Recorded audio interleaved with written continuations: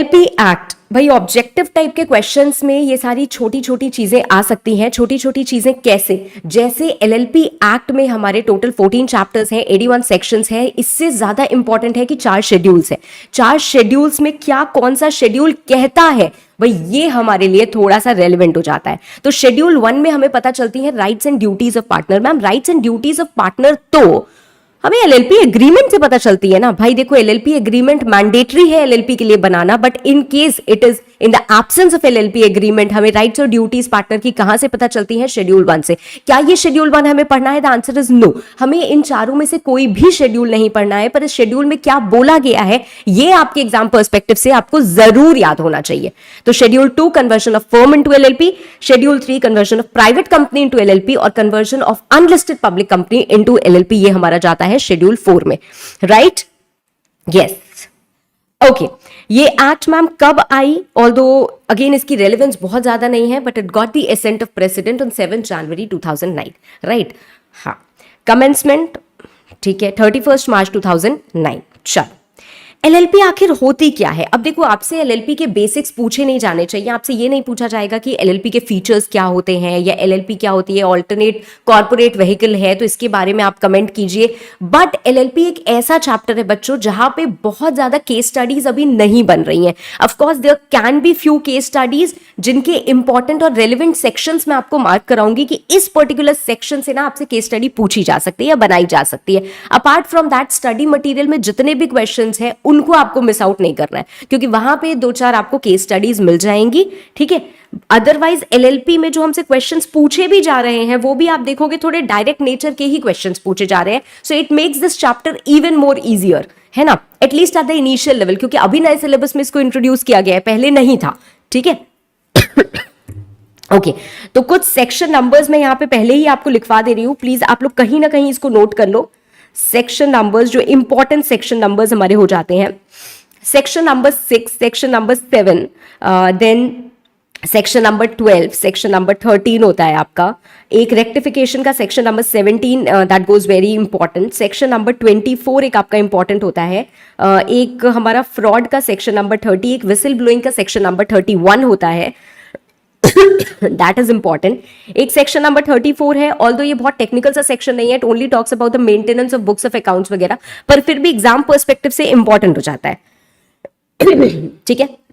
हाँ, इसके बाद हमारा एक सेक्शन आता है जो आपका कॉम्प्रोमाइज का सेक्शन है, उस पे हम उम्मीद कर सकते हैं। तो सेक्शन 60, सेक्शन 61 और सेक्शन 62, ये तीनों सेक्शंस आइडियली कहीं ना कहीं जुड़े होते हैं। और इसके बाद एक सेक्शन नंबर 64 जिसमें हम वाइंडिंग अप किस केसेस में हो सकती है वो पढ़ते हैं। तो इतने सेक्शन नंबर्स मैंने आपको थोड़े से इंपॉर्टेंट मार्क कराए हैं जहां से हम उम्मीद कर सकते हैं कि थोड़ा सा घुमा के हमसे केस स्टडी भी पूछी जा सकती है। Of course if you are into learning section numbers please focus on learning these section numbers. If you are not into learning section numbers तो भाई मत करो।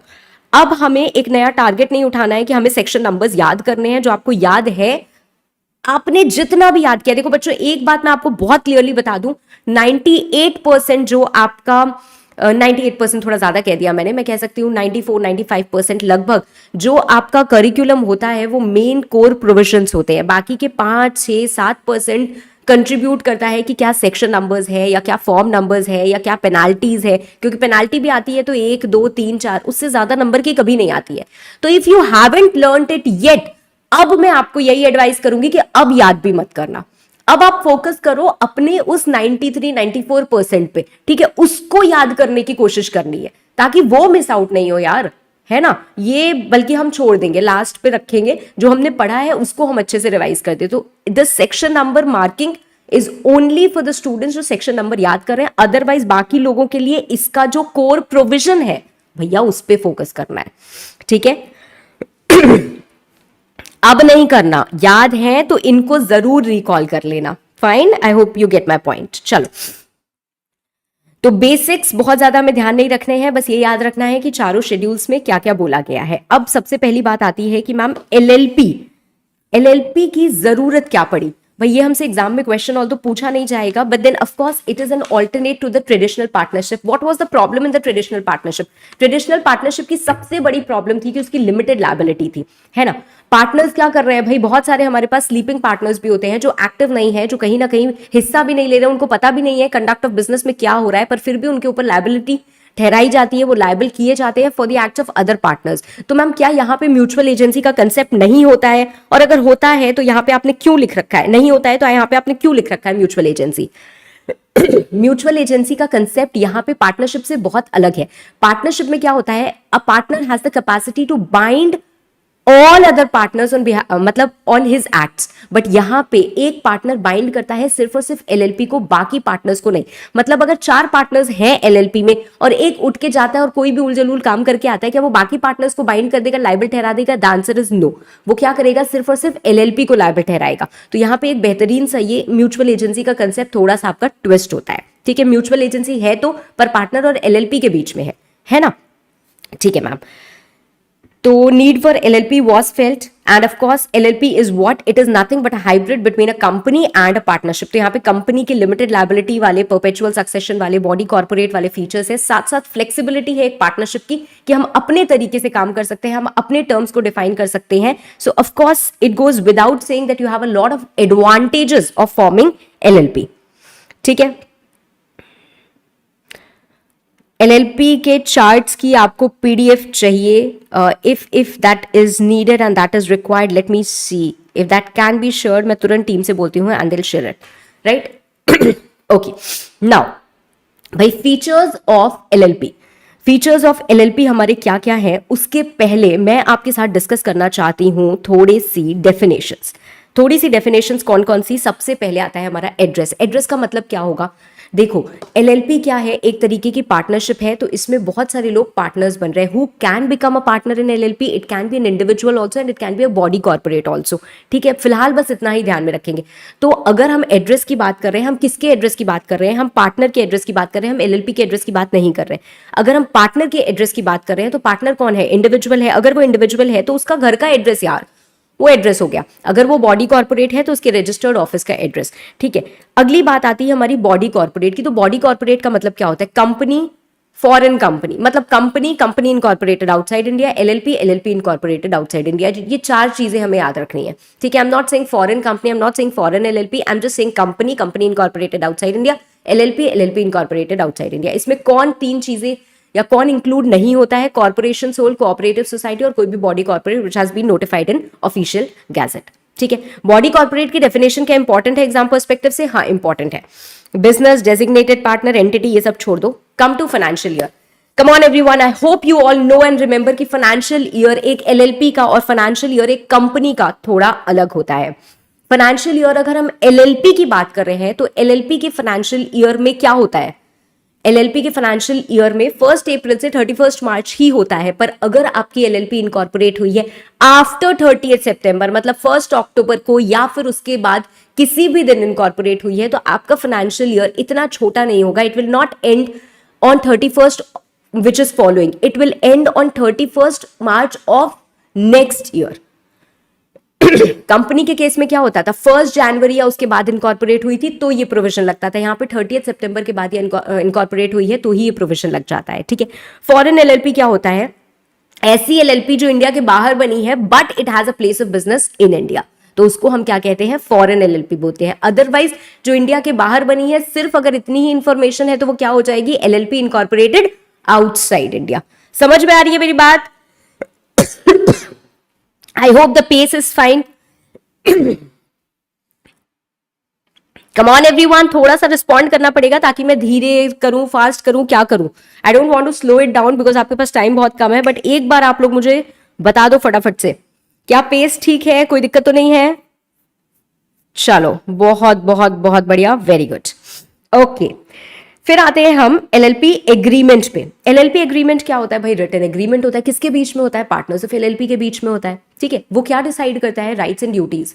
राइट्स एंड ड्यूटीज कैसे? जैसे पार्टनर को रेम्यूनरेशन मिलेगी, नहीं मिलेगी, क्या होगा, कितनी मिलेगी, है ना, कौन कितना कैपिटल कंट्रीब्यूट करेगा, किसका कितना शेयरिंग होगा, एटसेट्रा एटसेट्रा, राइट. क्योंकि एलएलपी में हम क्या कर रहे हैं, पार्टनर्स का शेयर कैपिटल नहीं होता है, शेयर कैपिटल कहाँ होता है, कंपनी में होता है, यहाँ पे तो क्या होता है, कैपिटल कंट्रीब्यूशन होता है। So what ever is the agreed capital contribution, आपको उतना लेके आना है एलएलपी में, वही आपकी लायबिलिटी भी है ना।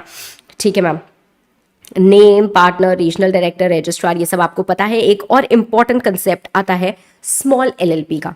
स्मॉल एलएलपी का मतलब क्या है, जिसमें capital contribution does not exceed 25 lakh and turnover does not exceed 40 lakh. ये दोनों ट्विन कंडीशंस हैं, दोनों की कंप्लायंस होगी तब हम एक एलएलपी को स्मॉल एलएलपी बोलेंगे। मैम क्या इसमें कुछ और लिमिट नहीं है, बस यही याद रखनी है।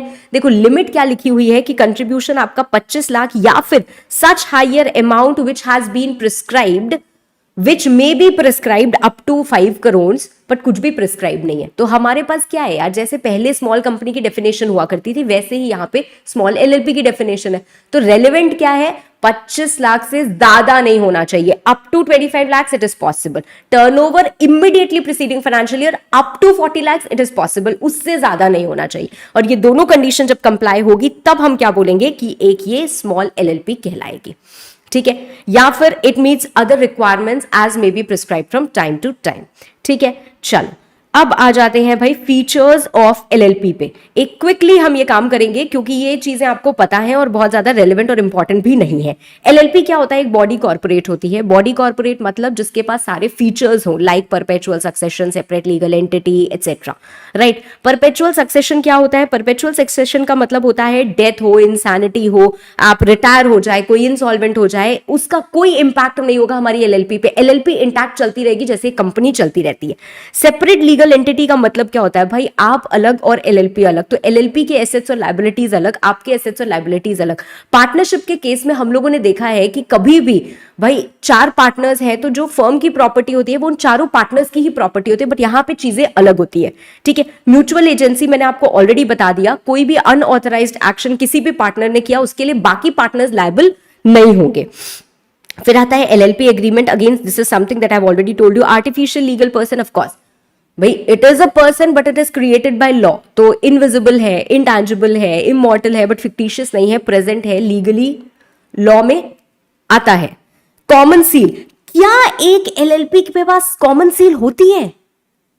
हाँ मैम, हो सकती है, मैंडेटरी नहीं है, but of course there can be a common seal. और अगर कॉमन सील होती है तो हम उसे किसी रिस्पॉन्सिबल ऑफिशियल की कस्टडी में रखते हैं, और कभी भी अगर हमें कॉमन सील लगानी है तो एटलीस्ट 2 डेजिग्नेटेड पार्टनर्स के ऊपर एलएलपी हम लगाते हैं। ठीक है, हाँ ऑप्शनल है बट हो सकती है। ठीक है, लिमिटेड लायबिलिटी मैंने आपको ऑलरेडी बता दिया कि पार्टनर्स की लायबिलिटी कितनी लिमिटेड होगी, up to the agreed contribution. बस, क्या फर्म की मतलब एलएलपी की लायबिलिटी अनलिमिटेड होगी? यस, एलएलपी की लायबिलिटी अनलिमिटेड होगी। एलएलपी के पास जितने एसेट्स हैं उतने सारे के सारे एसेट्स बेच के उसकी लायबिलिटी को पे ऑफ किया जाएगा, पर पार्टनर्स की liability will be limited to the agreed amount of contribution. ठीक है, okay. Entitlement of partners to manage business, भाई मैनेज कौन कर सकता है? सारे के सारे पार्टनर्स, बट रिस्पॉन्सिबल कौन होगा?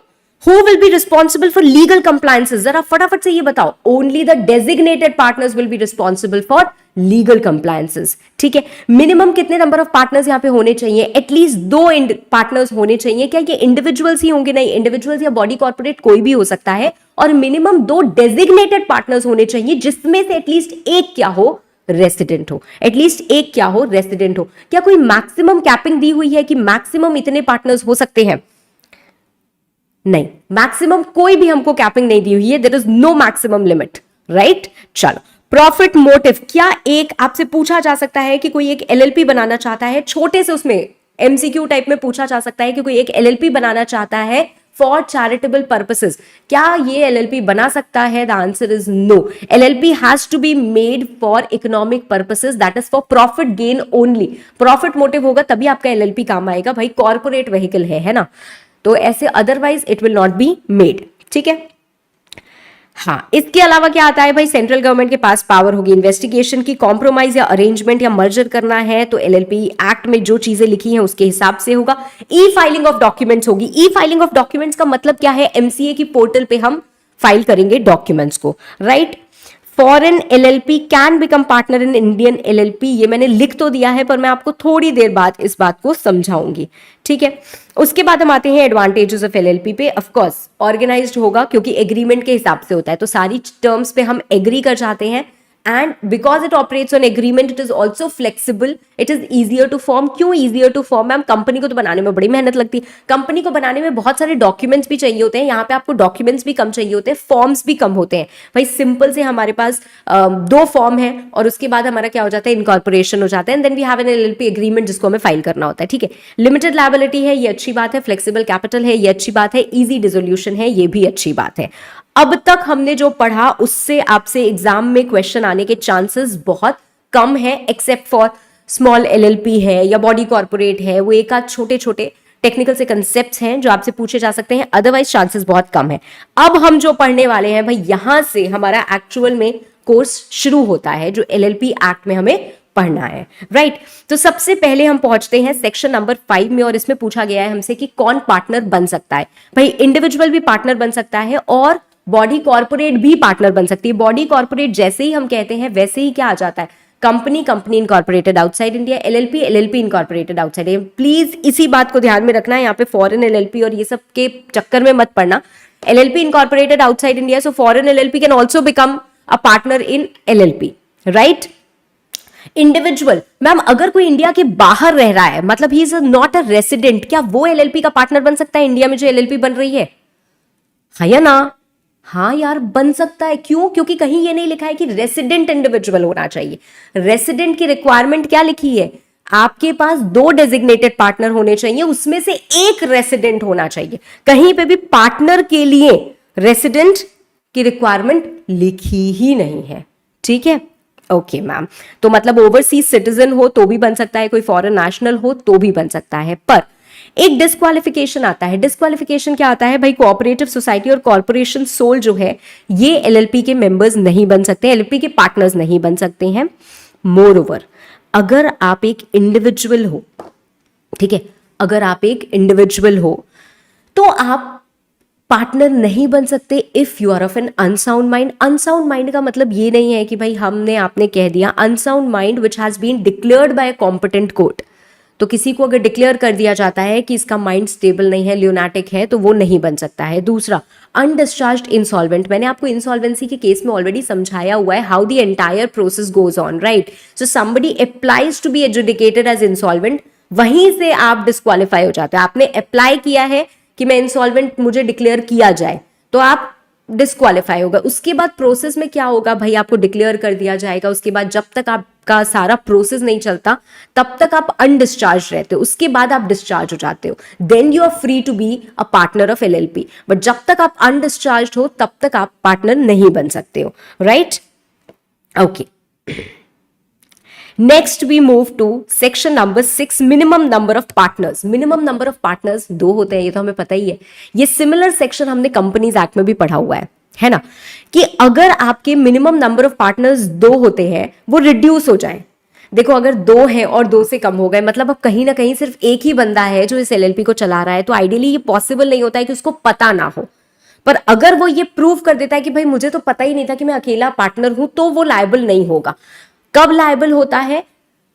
एलएलपी में 2 पार्टनर्स की रिक्वायरमेंट है, उससे कम हो गए, मतलब एक ही बचा या 0 बची, जो भी, and the business is being carried on for more then 6 months. मतलब आपके पास 6 महीने का समय है, 6 महीने का स्पैन है, जाइए और जाके दूसरा पार्टनर ढूंढ के ले आइए।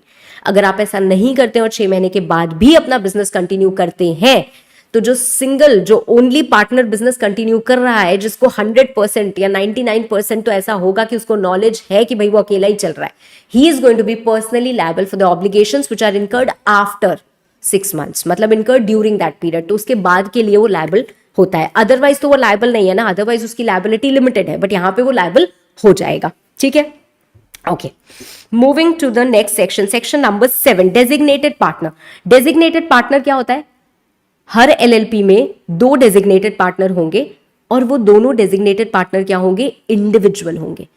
मतलब मैम आपने बोला कि एलएलपी बन सकती है बॉडी कॉर्पोरेट के साथ। मान लेते हैं कि एक कंपनी है और एक मिस्टर एक्स है, इन दोनों ने मिलकर एलएलपी बना ली, क्या बना सकते हैं? हाँ बना सकते हैं। अब सवाल ये उठता है कि मिस्टर एक्स तो इंडिविजुअल है, ये तो डेजिग्नेटेड पार्टनर बन जाएंगे, पर दूसरी तो कंपनी है, वो कैसे डेजिग्नेटेड पार्टनर बनेगी? यहां से आपके आराम से और बहुत हाई चांसेस होते हैं एक केस स्टडी के बनने के। ठीक है, तो इसको आपको बहुत ध्यान से करके जाना है। अब इस सिचुएशन में होगा क्या, किसको हम बनाएंगे डेजिग्नेटेड पार्टनर? तो वो जो बॉडी कॉर्पोरेट है, वो जो कंपनी है, वो नॉमिनेट करेगी अपने यहाँ के मे बी किसी डायरेक्टर को नॉमिनेट कर देगी कि ये इसको हम नॉमिनेट कर रहे हैं, आप इसको बनाइए डेजिग्नेटेड पार्टनर। तो nominee of such body corporate who will be an individual, that particular person will become a designated partner. अब ये दो बंदे हो गए, एक बॉडी कॉर्पोरेट का नॉमिनी और एक मिस्टर एक्स। इन दोनों में से कोई एक रेसिडेंट जरूर होना चाहिए। रेसिडेंट का मतलब क्या होगा? हुआ stayed for more than equal to 120 days in the financial year. ठीक है, ओके। अब ये डेजिग्नेटेड पार्टनर की अगर हम बात करें तो ये डेजिग्नेटेड पार्टनर कौन बनता है? हमें पता कैसे चलेगा कि किसको डेजिग्नेटेड पार्टनर बनाना है? तो भाई देखो, आपके इनकॉर्पोरेशन डॉक्यूमेंट में ये स्पेसिफाई किया होगा कि किसको डेजिग्नेटेड पार्टनर बनना चाहिए। जैसे हम फर्स्ट डायरेक्टर्स को लिखते हैं ना, वैसे यहाँ पे इनकॉर्पोरेशन डॉक्यूमेंट में लिखा होगा। लिखा है तो जिसका नाम लिखा है उन्हीं दोनों को बना दीजिए, और अगर नहीं लिखा है तो हो सकता है ऐसा लिखा हो कि हर कोई डीपी बनेगा। मतलब टाइम टू टाइम हो सकता है, at one point of time ये लिखा है कि 3 डीपीज होंगे और ये 3 बनेंगे, फिर नेक्स्ट 3 बनेंगे, फिर नेक्स्ट 3 बनेंगे। तो इस तरीके से क्या होगा, हर पार्टनर जो है वो हमारा डीपी बन जाएगा। ठीक है, पर जो भी डीपी बनेगा इट इज वेरी इंपॉर्टेंट कि हम उसकी कंसेंट ऑब्टेन करें, और ये कंसेंट हमको फाइल करनी होती है। तो डीपी की रिक्वायरमेंट क्या क्या हुई बच्चों, सुनो। डीपी की रिक्वायरमेंट की पहला वो इंडिविजुअल होगा, दूसरा एटलीस्ट एक डीपी रेसिडेंट होगा, तीसरा उसकी कंसेंट ऑब्टेन करनी, प्रायर कंसेंट। उसको बनाने से पहले हम उसकी कंसेंट लेंगे क्योंकि उसके ऊपर भर भर के लायबिलिटी आती है। He is responsible for all the compliances, he is subject to the penalties. ठीक है, तो उसकी प्रायर कंसेंट लेना बहुत जरूरी होता है। और चौथा, उसके पास डीपिन होना चाहिए, designated partner identification number, which can be डिन ऑल्सो। मतलब अगर आप किसी कंपनी में डायरेक्टर हो और आपके पास डिन है, directors identification number, then you can use this DIN also to become a partner in LLP. Likewise आप डीपिन यूज कर सकते हो डिन की जगह भी। तो ये दोनों इंटरचेंजेबली हमारे यूज हो जाते हैं। और जो डिन वाले प्रोविजंस है ना, 153 से 159 जो हमारे कंपनीज एक्ट के डिन के प्रोविजंस है, वो यहाँ पे भी लगते हैं कि डिन हमें ऑब्टेन कैसे करना है। ठीक है, ओके। अब जब आप कंसेंट ऑब्टेन कर लेते हो तो हर एलएलपी को वो कंसेंट जो है वो फाइल करनी होती है along with the particulars of designated partner within 30 days of appointment। ठीक है, तो जब आपने किसी डेजिग्नेटेड पार्टनर को अपॉइंट किया है उसके 30 डेज के अंदर अंदर कंसेंट, ये चीज इंपॉर्टेंट है। ठीक है, हो सकता है आप कंफ्यूज हो रहे हो विद द टाइमलाइंस कि मैम कहीं 30 डेज है, कहीं 15 डेज है, but you have to understand कि ये चीज़ इंपॉर्टेंट है इस पर्टिकुलर चैप्टर में। ठीक है, तो ये चीज़ कहीं या तो लिखते जाओ या हाईलाइट करते जाओ, ताकि एग्जाम जिस दिन आपका होगा उसी दिन सुबह सुबह जो ट्रिकी पार्ट होता है या जो पार्ट दिमाग में नहीं जा रहा है उसको एक बार देख के चले जाते हैं, क्या पता दिमाग में क्लिक कर जाए और आपसे वही पूछा जाए और आप वही प्रेजेंट कर पाओ। ठीक है, ओके। नाउ इतनी चीज क्लियर है। तो सेक्शन नंबर 8, सेक्शन नंबर 8 हमारा क्या होता है, लायबिलिटीज ऑफ डेजिग्नेटेड पार्टनर, जो मैंने आपको ऑलरेडी बता दी। ठीक है, उसके बाद आते हैं हम सेक्शन नंबर 9 पे, changes in designated partner. LLP जो है वो अपॉइंट कर सकता है अपना designated partner with in 30 days of a vacancy. मतलब कई बार ऐसा हो सकता है कि कोई डेजिग्नेटेड पार्टनर है, उसकी डेथ हो गई। अब क्या किया जाए, 30 डेज के अंदर अंदर आपको क्या करना है, एक डीपी अपॉइंट कर देना है। अगर आपने अपॉइंट नहीं किया तो आपके पास जितने भी पार्टनर्स हैं उन सबको मान लिया जाएगा कि वो सारे के सारे डीपी है। Now they all will be responsible for compliance, they all will be subject to penalties. तो इससे बेटर है भैया किसी न किसी को असाइन कर दो, कम से कम एक ही के ऊपर बिल फटे, है ना। अच्छा, इसके अलावा क्या होता है, अपॉइंटमेंट बाय एलएलपी अगर होगा तो ऑब्वियसली कंसेंट फाइल करनी होगी, और जो प्रिस्क्राइब्ड कंडीशंस हमने ऊपर पढ़ी है कि आपके पास डीपिन होना चाहिए एटसेट्रा एटसेट्रा, वो सारी की सारी यहां पे भी एप्लीकेबल हो जाती हैं। ठीक है, इसके बाद आती है हमारी एक सेक्शन 10 जिसमें कॉन्ट्रावेंशन है। कॉन्ट्रावेंशन अगर आप सेक्शन नंबर 7 और सेक्शन नंबर 9 का करोगे तो उसकी पेनाल्टी हमको सेक्शन नंबर 10 में मिलती है।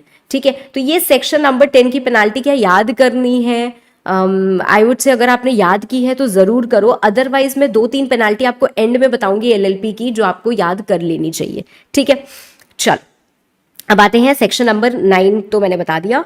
इसके बाद आते हैं हम इनकॉर्पोरेशन ऑफ एलएलपी पे। इनकॉर्पोरेशन ऑफ एलएलपी, देखो सेक्शन हमें कुछ और कहता है, बाद में हमें रिजर्वेशन की बातें कहीं और लिखी हुई हैं, पर अगर आप पूरे प्रोसेस को कंपाइल करना चाहो तो I have made this chart. सबसे पहले हम क्या करते हैं, सबसे पहले हम नाम रिजर्व करते हैं, उसके बाद हम इनकॉर्पोरेशन डॉक्यूमेंट सबमिट करते हैं, उसके बाद हमारे एलएलपी का रजिस्ट्रेशन हो जाता है। नाम रिजर्व करने के लिए क्या करना पड़ता है भाई? नाम रिजर्व करने के लिए हमारे पास फॉर्म होता है रन एलएलपी, वो हम फाइल करते हैं। You don't need to get into the form names, ठीक है, यहां पे नहीं जरूरत है। करा कैसे जाता है मैम? सेक्शन नंबर 16 है, अगर हमने डॉक्यूमेंट फाइल किया in the prescribed manner along with the prescribed fee for name reservation keeping in mind all the name restrictions, तो हमारा नाम रिजर्व हो जाता है 3 महीने के लिए। हमारा नाम कैसा होना चाहिए? It should not be identical with, it should not resemble with N existing LLP, company और अ रजिस्टर्ड ट्रेडमार्क, ठीक है। अगर ये सब चीजें फुलफिल हो जाती हैं तो 3 महीने के लिए हमारा नाम यहाँ पे रिजर्व होता है। मैं क्यों बार बार 3 महीने बोल रही हूं? बिकॉज आपको ध्यान रखना है कि कंपनीज एक्ट में जब हम ये रिजर्वेशन ऑफ नेम की बात करते हैं तो come on everyone who can tell me कि कंपनीज एक्ट में नाम अगर रिजर्व होता है तो कितने टाइम पीरियड के लिए होता है? तैयारी आपकी कैसी है अब पता चलेगा।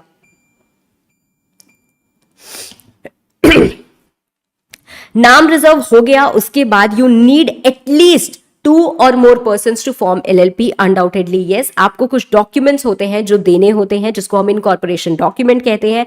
वो कैसे हम फाइल करते हैं? In such manner along with such fees as may be prescribed। क्या बात है, चलो गुड टू सी कि आप लोगों को कंपनी लॉ भी याद है भैया, पेपर है अब तो याद होना ही चाहिए, है ना। डॉक्यूमेंट्स क्या क्या जाते हैं?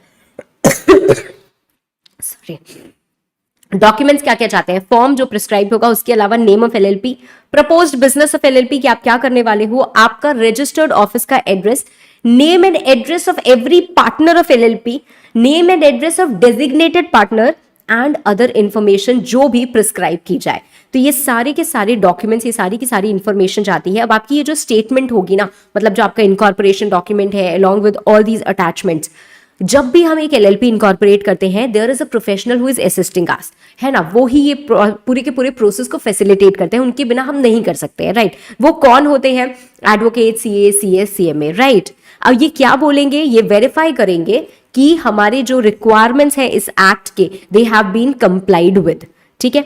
हाँ, तो ये साथ में चला जाएगा, ये स्टेटमेंट चली जाएगी। और उसके बाद आता है हमारा प्रोसेस ऑफ रजिस्ट्रेशन, जो कि दिया हुआ है सेक्शन नंबर 12 में। सेक्शन नंबर 12 बोलता है कि भाई अगर सारे रिक्वायरमेंट्स आपके कंप्लीट हैं, जिस तरीके से डॉक्यूमेंट्स भेजने थे उस तरीके से आपने डॉक्यूमेंट्स भेजे, तो डॉक्यूमेंट किसके पास पहुंचे? आरओसी के पास पहुंचे। आरओसी कौन सा? ROC of the state in which your proposed office is situated, ठीक है। यहां पे गवर्निंग अथॉरिटी कौन है? एमसीए के अंडर ही आता है, because it is a corporate and we have ROC, we have tribunal, right.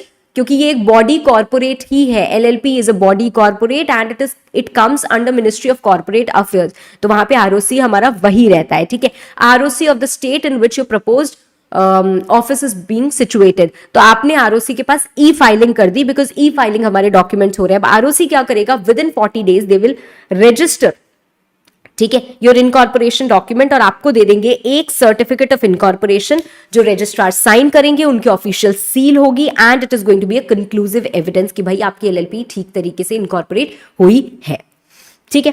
Now with in 30 days of incorporation हम क्या करते हैं? एलएलपी एग्रीमेंट फाइल करते हैं इन ई फॉर्म 3 विद द आरओसी। मतलब मैम, अरे यार मतलब समझ नहीं आया क्या?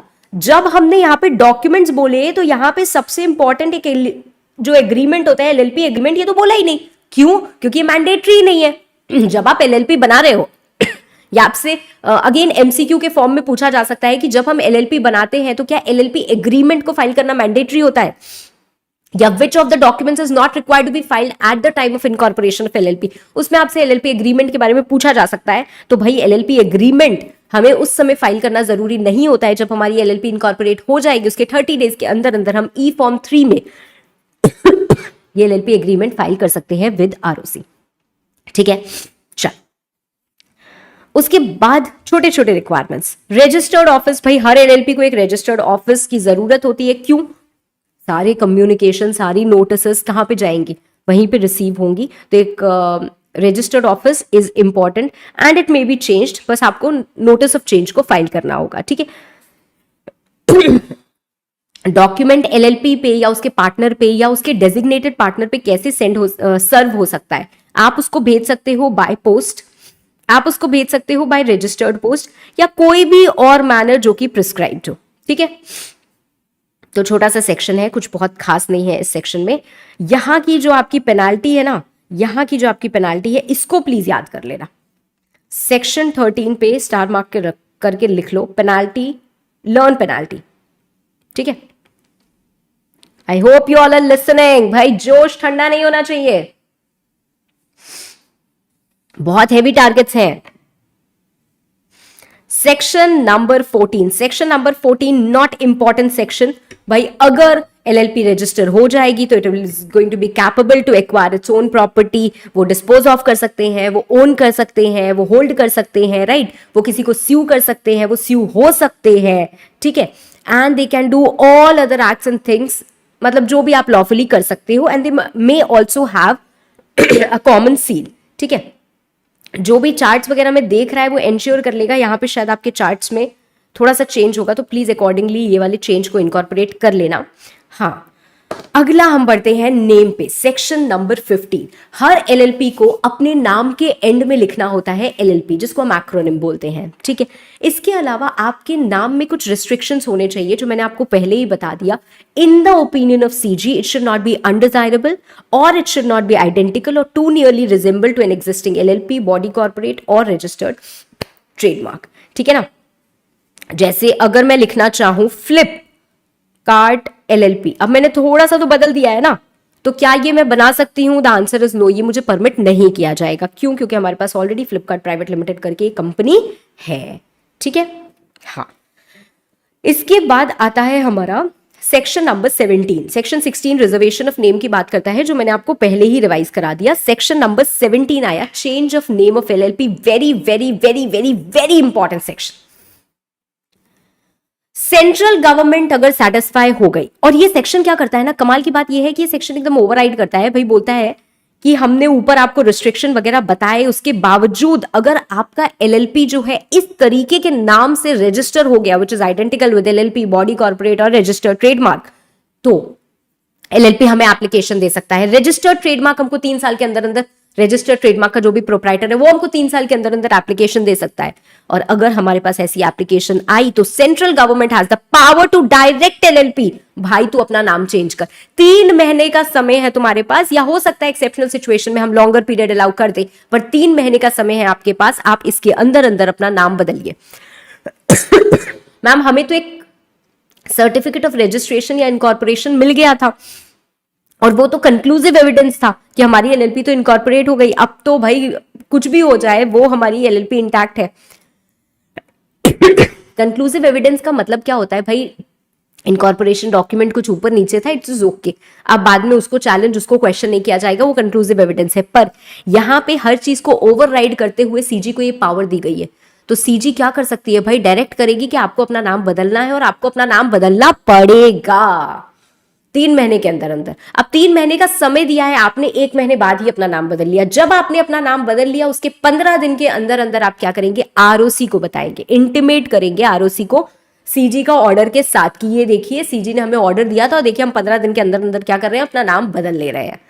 आरओसी क्या करेगा? ROC shall issue new certificate of incorporation, और जब ये हो जाएगा तो आप अपने एलएलपी एग्रीमेंट में भी नाम क्या कर लेंगे? बदल लेंगे। सवाल सिर्फ यहां तक का नहीं था, अब सवाल शुरू होता है, और अब आपसे क्वेश्चन भी पूछा जा सकता है इसमें बड़े आराम से, कि अगर हमने सीजी की बात को नहीं माना तो क्या होगा? अगर हमने सीजी की बात को नहीं माना तो वही होगा जो एक कंपनी के केस में होता है, कि सीजी खुद आपको अपना एक सुंदर सा प्यारा सा नाम अलॉट कर देगी एलएलपी को। अब नाम पसंद आए तो रख लेना, नाम नहीं पसंद आए तो फर्दर आप रेक्टिफाई कर सकते हो, फर्दर आप अपना नाम बदल सकते हो। पर फिलहाल तो क्या होगा? CG is going to allot your new name, और आरओसी उसी नाम के साथ आपको एक फ्रेश सर्टिफिकेट ऑफ इनकॉर्पोरेशन भी दे देंगे, ठीक है। But subsequently you can always change your name. हाँ, एकदम सही बात बोली कि सीजी बुआ बनेगी। यूजुअली घर में क्या होता है, बुआ जो होती है वो नामकरण करती है ना। चलो बहुत बढ़िया। दिमाग मतलब आप लोगों का थोड़ा लाइट मोड में ही है, अभी काफी स्ट्रेस नहीं आया है ना? सेंस ऑफ ह्यूमर से पता चल रहा है। Okay, now all the persons who have subscribe their names on the incorporation document कि हम पार्टनर्स बनने वाले हैं, वो पार्टनर्स बनेंगे। इवेंचुअली एलएलपी जब चल रही है, उसका जब बिजनेस चल रहा है, तो बीच में भी कोई आता है और जुड़ता है एलएलपी के साथ, तो वो भी क्या बनेगा? पार्टनर बनेगा। ठीक है, एलएलपी में पार्टनर्स की रिलेशनशिप कैसी होती है? वैसी होती है जैसी हम डिसाइड करेंगे। That means what ever is decided by the LLP agreement, उसी के हिसाब से हम काम करते हैं, उसी के हिसाब से हमारे अधिकार होते हैं कि इतना हम प्रॉफिट लेंगे, इतना हम काम करेंगे। अगर हमारे बीच में एग्रीमेंट नहीं है या किसी चीजों में साइलेंट है, तो हम क्या करेंगे? According to the first schedule.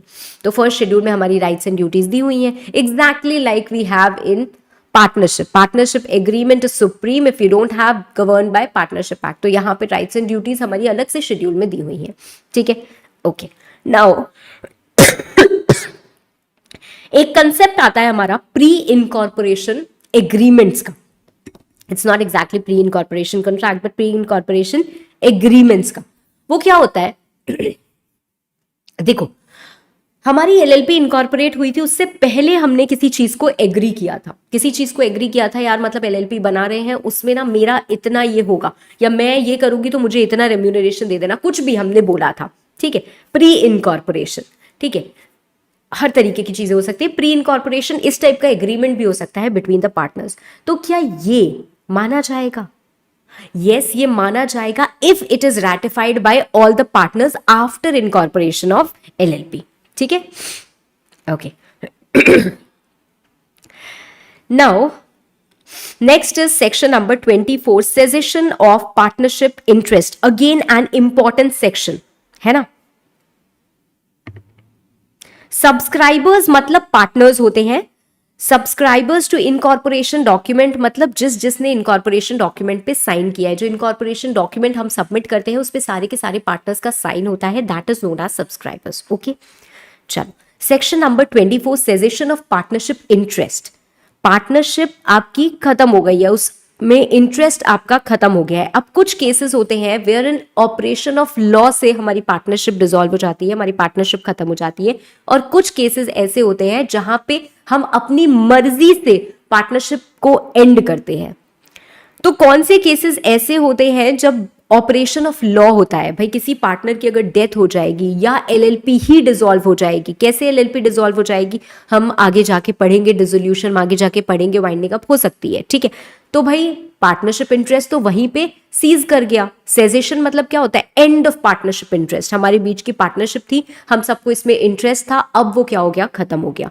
दूसरा, अगर किसी को अनसाउंड माइंड का डिक्लेयर कर दिया, he is no more fit to be a partner. Likewise if somebody has been declared as insolvent या फिर even if he has applied to be insolvent, तो दोनों चीजें हो गई ना, दोनों चीजें हो गई। किसी को इंसॉल्वेंट डिक्लेयर कर दिया गया तो भी पार्टनरशिप खत्म, किसी ने अप्लाई कर लिया तो भी आप अनफिट हो गए, तो भी पार्टनरशिप क्या हो जाएगी? खत्म हो जाएगी हमारी। अब आते हैं बात अपनी मर्जी से। अपनी मर्जी से मतलब I am a partner and I want to leave this partnership firm. मैं ये एलएलपी छोड़ के जाना चाहती हूं।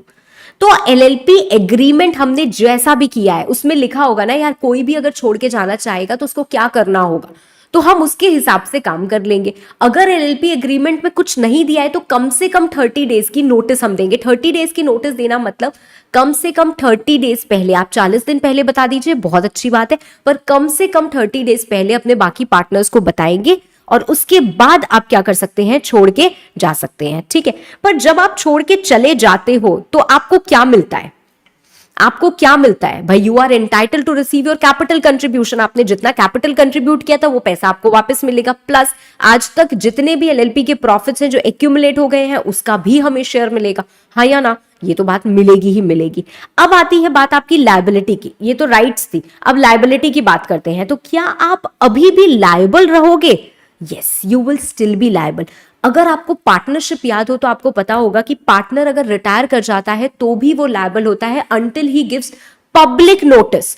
तो यहां पे भी यही चीज है। यहां पे जब आप रिटायर करते हो तो हमें क्या करनी होती है? नोटिस देनी होती है। मतलब हम रिटायर कर रहे हैं, हमने एलएलपी को बताया, एलएलपी इसका इंफॉर्मेशन या इसकी जानकारी किसको बताते हैं? आरओसी को बताते हैं। अगर एलएलपी नहीं बताते तो लायबिलिटी तो भाई हमारी लग रही है, तो हम भी बता सकते हैं। हमारे पास भी ऑप्शन होता है कि हम भी बता सकते हैं, हमने आरओसी को बता दिया, that is deemed as public notice, ठीक है, वो मान लिया जाता है ना।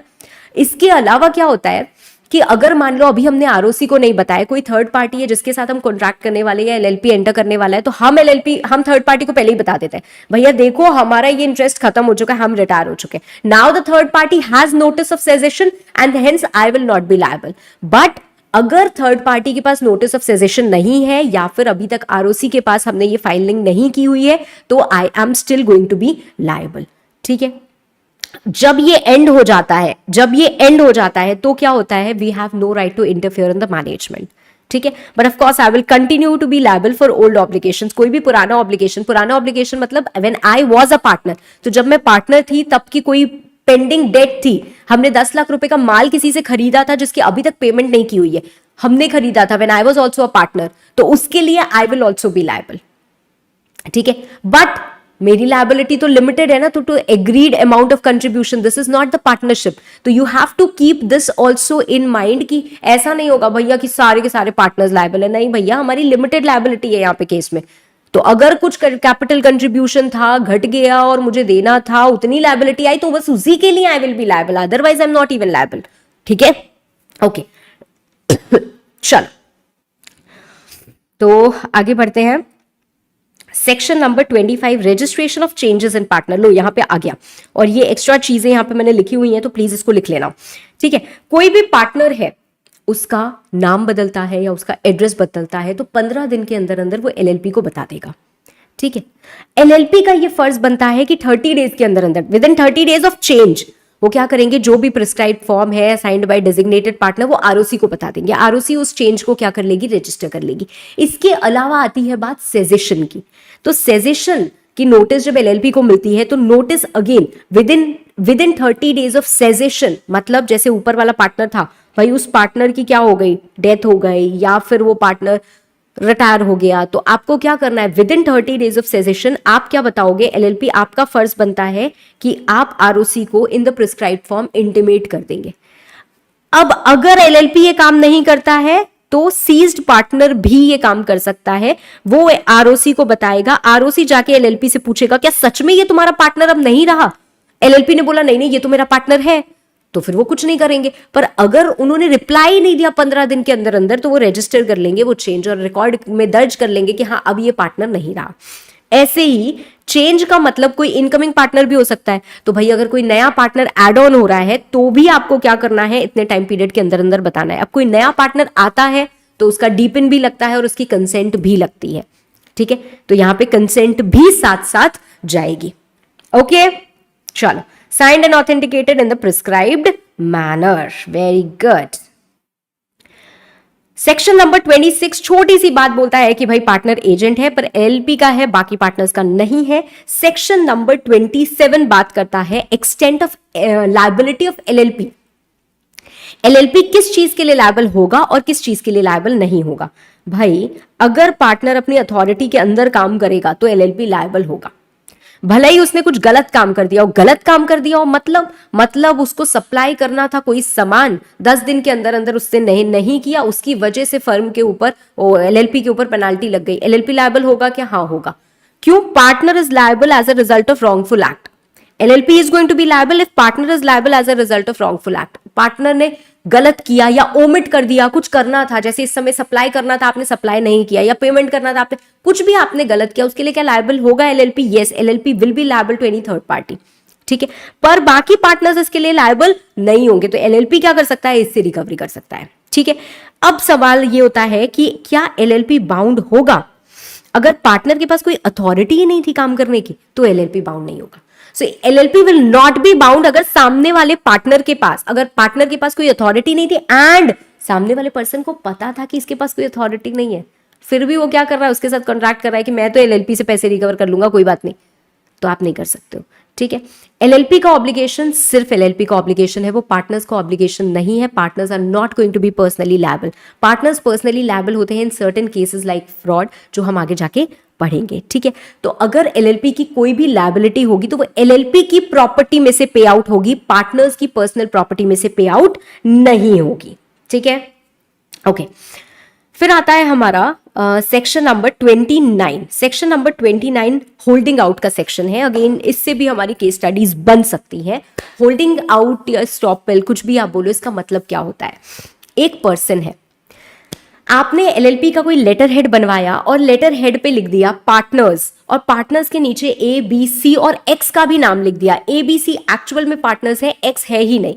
तो ये पार्टनर, ये person mister X, by words written he is representing himself, वो अपने आप को रिप्रेजेंट कर रहा है as partner of this LLP, या फिर नोइंगली परमिट कर रहा है। अब 4 लोग आप लोग गए थे क्लाइंट के साथ मीटिंग के लिए, और वहां पे मिस्टर ए ने बोला we are the partners of this LLP, और मिस्टर एक्स बड़े साइलेंटली है, तो he is knowingly permitting himself कि भाई मुझे पार्टनर मान लो एलएलपी का। तो जब तुम मुझे पार्टनर मान लोगे एलएलपी का, तो भाई I will become liable. Why will I become liable?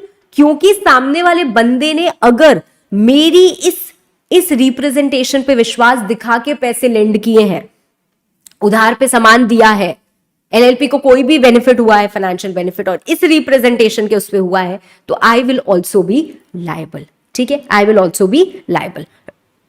So any person who by word spoken or written or by conduct represents himself to be a partner is liable to any person who has on the faith of any such representation given credit to LLP। ठीक है, भले ही सामने वाले को पता हो, मतलब बताओ या नहीं बताओ। ठीक है, ओके। इसके बाद सॉरी, इसके बाद एक चीज और आती है। एक चीज और क्या आती है? No liability of deceased partner. मतलब मैम, मतलब कई बार हम देखते हैं कि किसी पर्सन के नाम से बाटली वाला एंड कंपनी एलएलपी, मान लो ऐसा कुछ है। अब मिस्टर बाटली वाला ने ये शुरू किया था, बहुत सारे पार्टनर्स ऐड ऑन हुए, इन्होंने एलएलपी बनाई। नाउ दिस बाटली वाला इज डेड, ठीक है, पर फिर भी बिजनेस क्या हो रहा है? उन्हीं के नाम पे कंटिन्यू हो रहा है। तो इसका मतलब ये थोड़ी ना है कि मिस्टर बाटली वाला या उनके लीगल रिप्रेजेंटेटिव का आप अब की एक्ट्स के लिए लायबल ठहरा दोगे। नहीं यार, ऐसे तो यार जो नाम है एलएलपी का वो नाम चल गया है, तो they are not changing the name even after the death of that particular person. So that does not mean कि आफ्टर अ पार्टनर्स डेथ, अगर यहां पे भी केस स्टडी बन सकती है। So you have to keep in mind the keywords. After a partner's death, अगर business is continued in the same LLP name, तो वो जो कंटिन्यूड यूज होता है, it shall not itself make the legal representative और his estate liable. ठीक है, after the death. चलो, अब आता है केस हमारा अनलिमिटेड लायबिलिटी का, सेक्शन नंबर 30। अगर फ्रॉड हुआ in the event of an act carried out by LLP और एनी ऑफ इट्स पार्टनर्स, कोई भी काम एलएलपी कर रहा है या फिर कोई भी और पार्टनर कर रहा है, कोई एलएलपी कर रहा है या उसका कोई भी पार्टनर कर रहा है, किस इंटेंशन से? भाई हमें तो क्रेडिटर्स को धोखा देना है, हम इनसे माल उठाएंगे, इनको हम पैसे देंगे ही नहीं, हम यहां से क्या कर देंगे? बोल देंगे आपका माल तो डिफेक्टिव था। मतलब हमारा इंटेंशन ही क्या है? पूरा का पूरा फ्रॉड है। तो ऐसी सिचुएशन में क्या होगा? एलएलपी की और पार्टनर्स की, मैम कौन से? सारे के सारे पार्टनर्स की? नहीं, उन पार्टनर्स की जिनका की इंटेंशन क्या था? धोखा देना था या फ्रॉडुलेंट पर्पस के लिए वो काम कर रहे थे, उनकी लायबिलिटी क्या हो जाएगी? यहां पे अनलिमिटेड हो जाएगी, अनलिमिटेड हो जाएगी। ठीक है, ओके।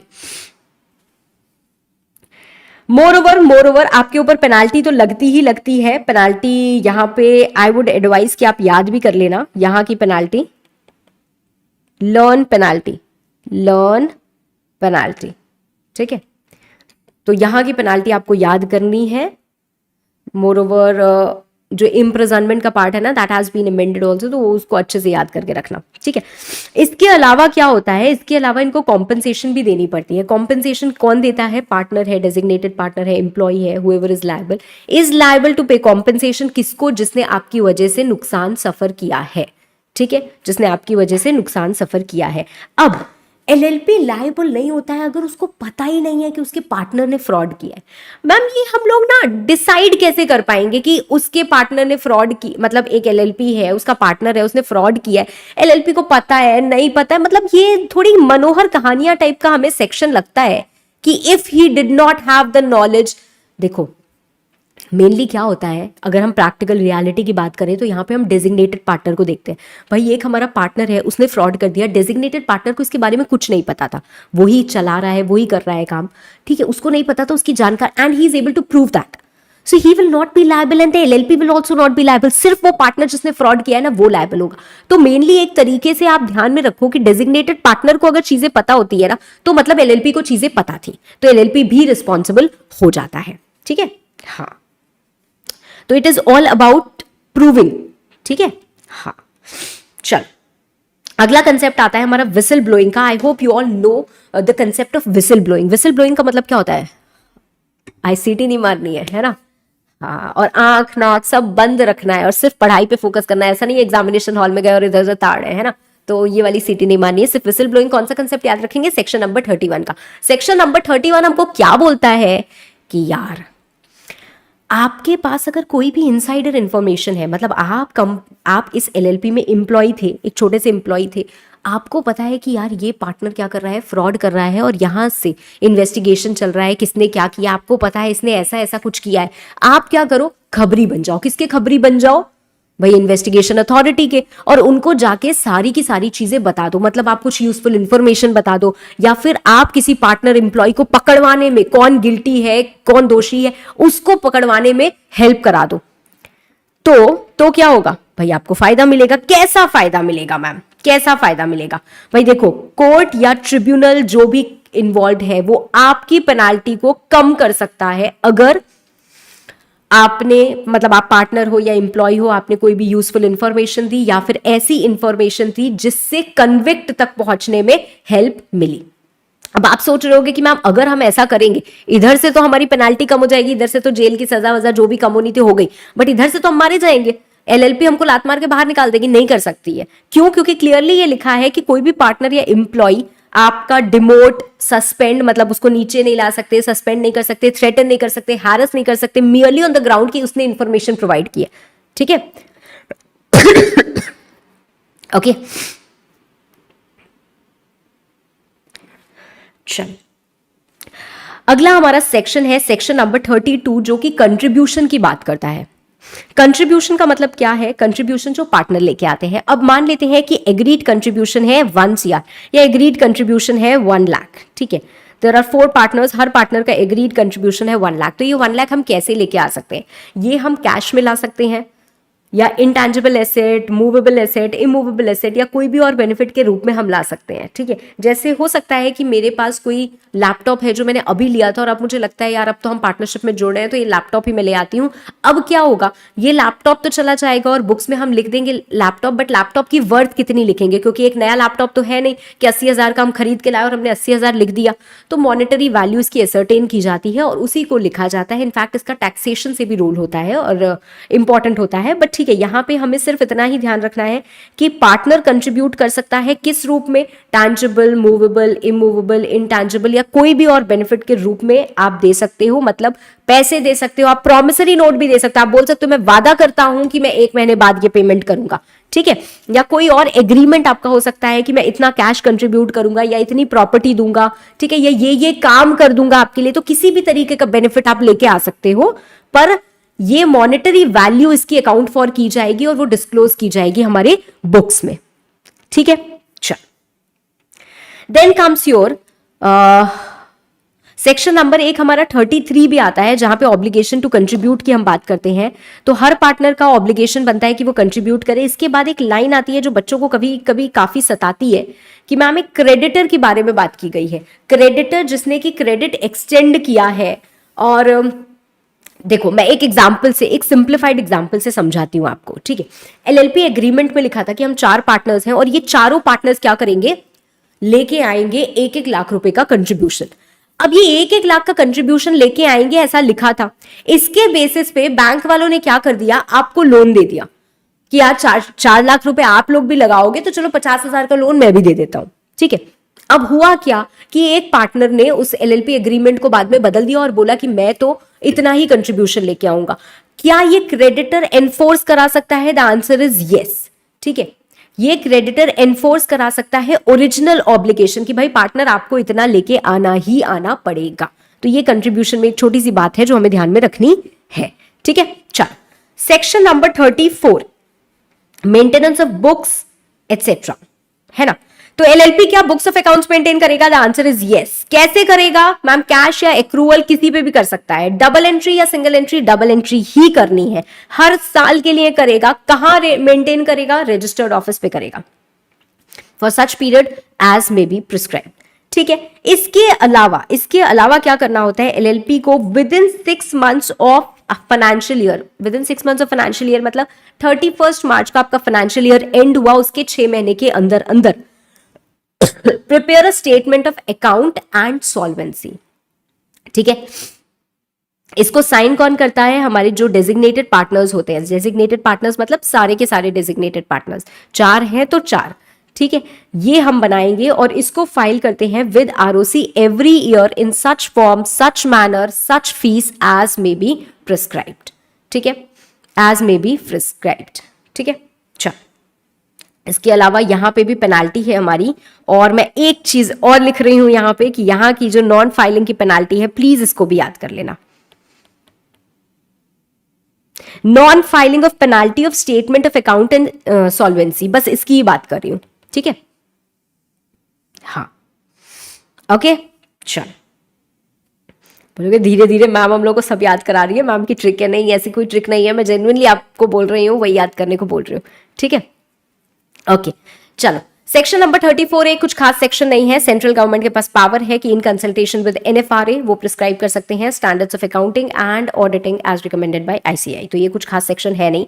एनुअल रिटर्न का सेक्शन हमारे लिए इंपॉर्टेंट रहता है, but more importantly for MCQ part, ठीक है। हाँ, तो हर एलएलपी को क्या करना है? एनुअल रिटर्न फाइल करना है। यहां पे सोचने और समझने वाली बात यह है कि 60 डेज तो हम कंपनीज एक्ट में भी पढ़ते थे, जो हम एलएलपी में भी पढ़ रहे हैं, पर 60 डेज वहां पे क्या होता था? Come on everyone, companies act में हम पढ़ते थे annual return section number 92 of companies act. वहां पे टाइम लिमिट क्या दी हुई थी? Within 60 days of what? यहां पे तो क्या दी हुई है? Within 60 days of closure of financial year in prescribed manner. तो ये चीज आपको ध्यान रखनी है, ठीक है। ओके हाँ, good, very good, well done Parth, Ahmad, हाँ पारस, चलो चलो बढ़िया है, धीरे धीरे आ रहा है पर आंसर आप लोगों का सही आ रहा है। चलो सेक्शन नंबर 36, जो डॉक्यूमेंट्स हैं, कौन से डॉक्यूमेंट्स मैम? हमारा जो इनकॉर्पोरेशन डॉक्यूमेंट है, नेम्स ऑफ पार्टनर्स है, एनुअल रिटर्न है, statement of account and solvency है, ये सारे के सारे they will be available for inspection by any person. Again a question for MCQ. LLP के ये जो डॉक्यूमेंट्स होते हैं, इसको कौन इंस्पेक्ट कर सकता है? इसको इंस्पेक्ट कर सकता है कोई भी पर्सन। कैसे? In such manner and by payment of such fee as may be prescribed, ठीक है। ओके, देन सेक्शन 37 आपको बोलता है पेनाल्टी फॉर फॉल्स स्टेटमेंट। अगर आपने दी है तो आपके ऊपर पेनाल्टी लगती है। सेक्शन नंबर 38 जो आता है हमारा, वो आता है कि रजिस्ट्रार के पास पावर होगी टू ऑब्टेन इंफॉर्मेशन। कौन सी इंफॉर्मेशन? जो भी रजिस्ट्रार को लगता है कि जरूरी है, मतलब उनके पास कोई डॉक्यूमेंट्स आए, उसके बाद उनको लगा कि इस पर्टिकुलर पॉइंट पे मुझे कुछ एडिशनल इंफॉर्मेशन चाहिए, तो वो किससे मांग सकते हैं? जो प्रेजेंट पार्टनर है उससे, जो पहले पार्टनर था उससे, जो डेजिग्नेटेड पार्टनर है उससे, या फिर जो इंप्लॉय है उससे भी। यहां पे आप ऐड कर लो, जो इंप्लॉय है उससे भी। भाई आपको बोल सकते हैं कि आप इस सवाल का जवाब दीजिए विद इन रीजनेबल टाइम। अगर वो रीजनेबल टाइम के अंदर अंदर नहीं जवाब देते हैं तो उसको समन करेंगे, उसको बुलाया जाएगा, और अगर फिर भी वो नहीं आता है तो भाई उसके ऊपर बहुत तगड़ी वाली क्या होती है? पेनाल्टी लगती है। बहुत तगड़ी वाली भी नहीं लगती है, पर लगती है, ठीक है। चलो अगला सेक्शन आता है हमारा कंपाउंडिंग ऑफ ऑफेंसेस का। कंपाउंडिंग का मतलब क्या होता है? यार देखो, आपके पास दो रास्ता है। आपको पता चल गया कि यार जुर्म तो मैंने किया ही किया है, और जब ये मेरे ऊपर पूरा ट्रायल चलाएंगे, इंक्वायरी होगी, पूछताछ होगी, लास्ट में मैं ही दोषी पाया जाऊंगा और मेरे ऊपर पेनाल्टी लगेगी। अब इस पूरे के पूरे प्रोसेस में वो मुझे 10 बार बुलाएंगे, मुझे जाना पड़ेगा, मेरा पैसा लगेगा, मेरा टाइम लगेगा, मेरा एनर्जी लगेगा। तो why not get it compounded? मतलब आज ही मैंने एक्सेप्ट कर लिया और मैंने उनसे रिक्वेस्ट कर ली, भाई जो आप पेनाल्टी लगाओगे वो मैं पैसे के रूप में आपको दे रही हूं, और मुझे इस पूरे ट्रायल से, इस पूरे प्रोसिक्यूशन से आप बचा लो।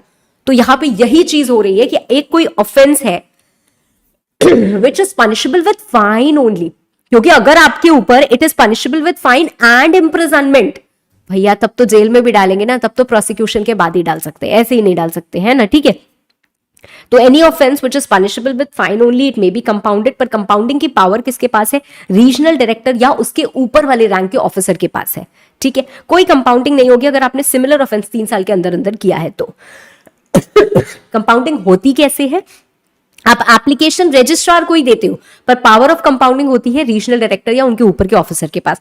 तो रजिस्ट्रार क्या करेंगे, अपने कमेंट्स वगैरह के साथ उसको फॉरवर्ड कर देते हैं आरडी के पास, और फिर वो कंपाउंडिंग अगर कर देते हैं within 7 days you intimate it to registrar and then thereafter there will be no prosecution.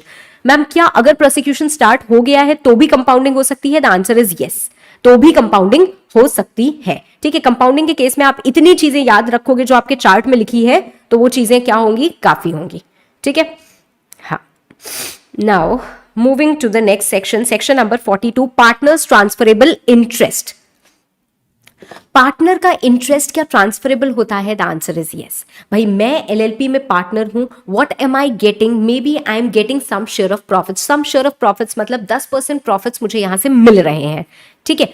अब ये 10% प्रॉफिट्स मुझे मिल रहे हैं, मैंने कहीं बैंक से लोन वोन लिया था और मैं वो लोन नहीं चुका पा रही हूं, मैंने बैंक से कहा कि मैं आपको ये अधिकार ऑफ रिसीविंग प्रॉफिट्स ट्रांसफर कर दे रही हूं, तो क्या ये मैंने ट्रांसफर किया ही बिकम्स द ट्रांसफरी, राइट। तो इससे क्या बैंक पार्टनर बन गया? नहीं। क्या मेरी पार्टनरशिप डिसएसोसिएट हो गई? नहीं।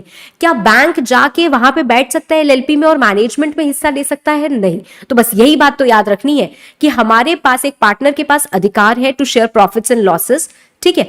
ये ट्रांसफर आप कर सकते हो होली और इन पार्ट, मतलब हम कुछ पोर्शन भी कर सकते हैं, ठीक है। पर आप जो भी ट्रांसफर करते हो उससे आप डिसएसोसिएट नहीं हो जाते हो फ्रॉम पार्टनरशिप, या फिर आपका जो पार्टनरशिप है that does not gate dissolved, right, या वो उसकी वाइंडिंग अप नहीं हो जाती है, and it does not permit the transferee कि आप मैनेजमेंट में हिस्सा ले लो। इसके बाद आता है हमारा कन्वर्जन वाला पार्ट। कन्वर्जन वाले पार्ट में क्या है, एक तो भाई हमने ऑलरेडी देख लिया कि सेक्शन 55, सेक्शन 56, 57 में हम कन्वर्जन की बात करते हैं। Conversion of firm to LLP, मतलब फर्म एलएलपी में कन्वर्ट हो सकता है by following the details given in second schedule. Private company बन सकती है एलएलपी 3rd शेड्यूल के हिसाब से, plus provisions of this chapter of course, और एक अनलिस्टेड पब्लिक कंपनी भी कन्वर्ट हो सकती है इनटू एलएलपी। इसके अगर हम फर्दर डिटेल्स में जाते हैं तो क्या होता है, एक बेसिक रिक्वायरमेंट होता है कि भाई अगर फर्म का केस है तो जितने भी इसके एग्जिस्टिंग पार्टनर्स हैं and no one else they agree to be converted into LLP, मतलब they are going to become the partners of LLP. Same goes for the second and the third case कि जितने भी existing shareholders and no one else are going to be the partners of LLP, ठीक है। सबको क्या करना होता है, अप्लाई करना होता है ROC को विद डॉक्यूमेंट्स। यहाँ पे एक चीज़ और होती है कि आपके एसेट्स पे कोई सिक्योरिटी इंटरेस्ट नहीं होना चाहिए, ठीक है। अदरवाइज यहाँ पे क्या है भाई, स्टेटमेंट बाय पार्टनर्स होगी, यहाँ पे स्टेटमेंट बाय शेयर होल्डर्स होगी। यहाँ पे फॉर्म 18 है, यहाँ पे फॉर्म 17 है। नाम, registration number, date of registration, incorporation document, same cheese.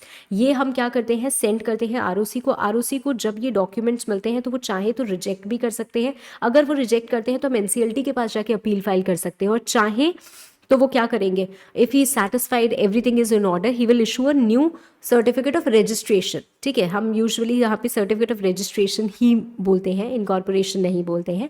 Certificate of registration issue कर देते हैं इन फॉर्म नंबर 19। जब एलएलपी को ये मिला तो एलएलपी 15 दिन के अंदर अंदर अबाउट आवर कन्वर्जन इन्फॉर्म करती है अपने रजिस्ट्रार ऑफ फर्म्स को, अगर आपका पार्टनरशिप फर्म था तो, या फिर आपके पुराने आरओसी को जहाँ से भाई आप कन्वर्ट होके एलएलपी बन के आए हो, राइट।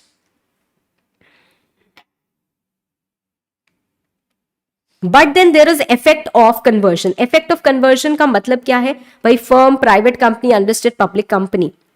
यहां पे हमने क्या पढ़ा, फर्म आप एलएलपी बन सकते हो, प्राइवेट कंपनी आप एलएलपी बन सकते हो, अनलिस्टेड कंपनी आप एलएलपी बन सकते हो। तो आप तीनों में से जो भी एलएलपी बना है उसने कंप्लाई किया है with provisions. Register docs and registrar ने क्या किया है, आपको इशू किया है सर्टिफिकेट ऑफ रजिस्ट्रेशन, ठीक है।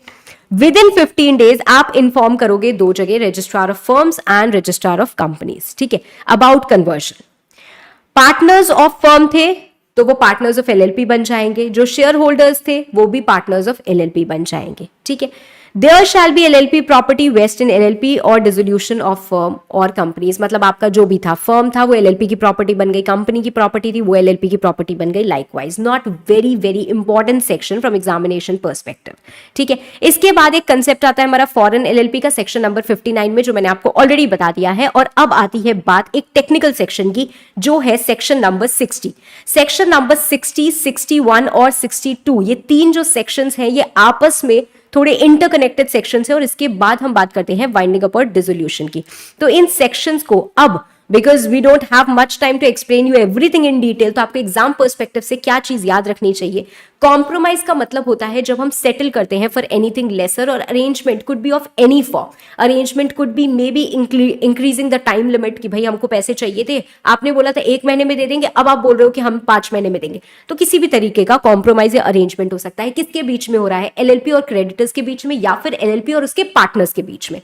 ठीक है, जैसे हो सकता है कि क्रेडिटर्स को हमें पे करने थे 10 करोड़ रुपए, हमने कहा भाई हमारे पास इतने रुपए नहीं है, आप एक काम करिए, आप 10 करोड़ की जगह 8 करोड़ ले लीजिए। So this is a compromise which we are entering between LLP and its creditors. तो ऐसी सिचुएशन में क्या होता है और कैसे होता है? ऐसी सिचुएशन में एलएलपी या क्रेडिटर या उसका पार्टनर ये क्या करेंगे? एप्लीकेशन देंगे। किसको एप्लीकेशन देंगे? ट्रिब्यूनल को एप्लीकेशन देंगे।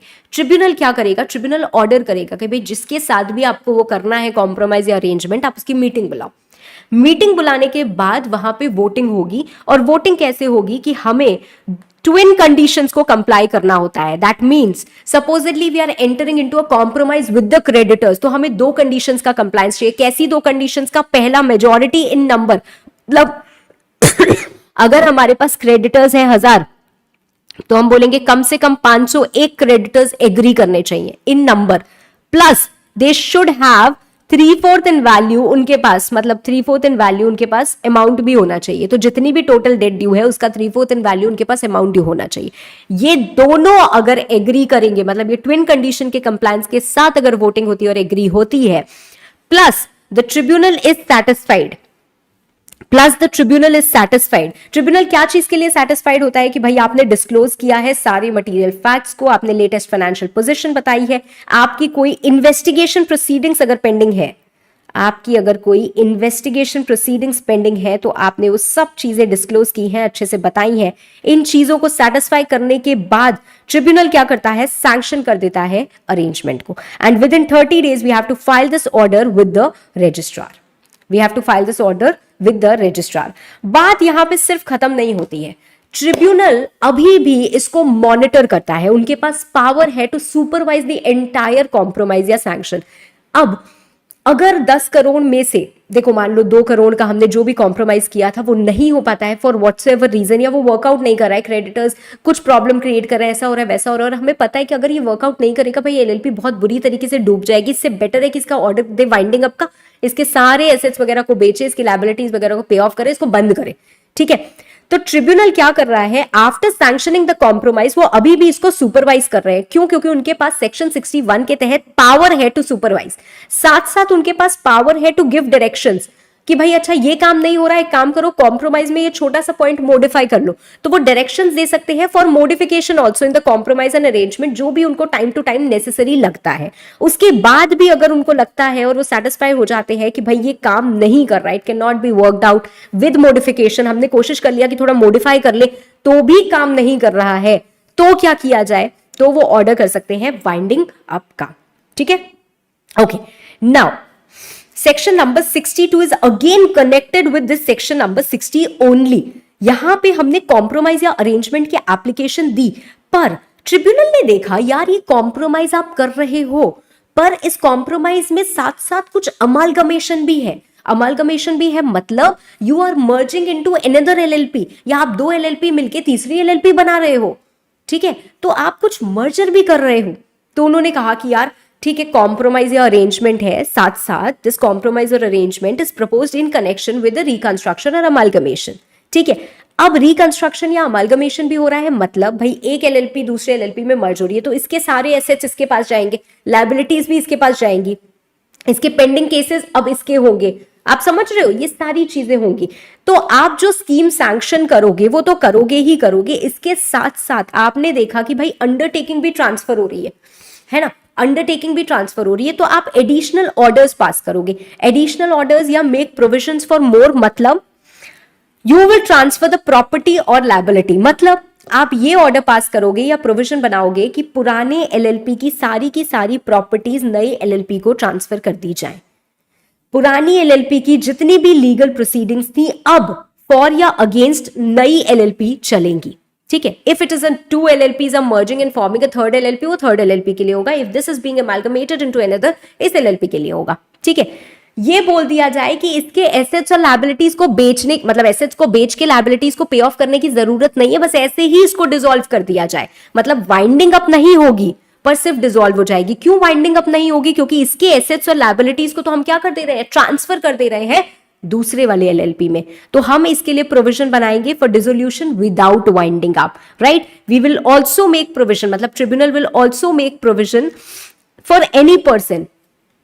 अगर आप एग्री नहीं करते, you don't want to become a partner in this particular LLP, मतलब आपको नहीं जच रहा है ये कॉम्प्रोमाइज अरेंजमेंट के साथ ये जो अमालगमेशन हो रहा है, तो भाई आपको हम एग्जिट ऑप्शन दे रहे हैं, ठीक है। ऐसा ऑप्शन मिलेगा।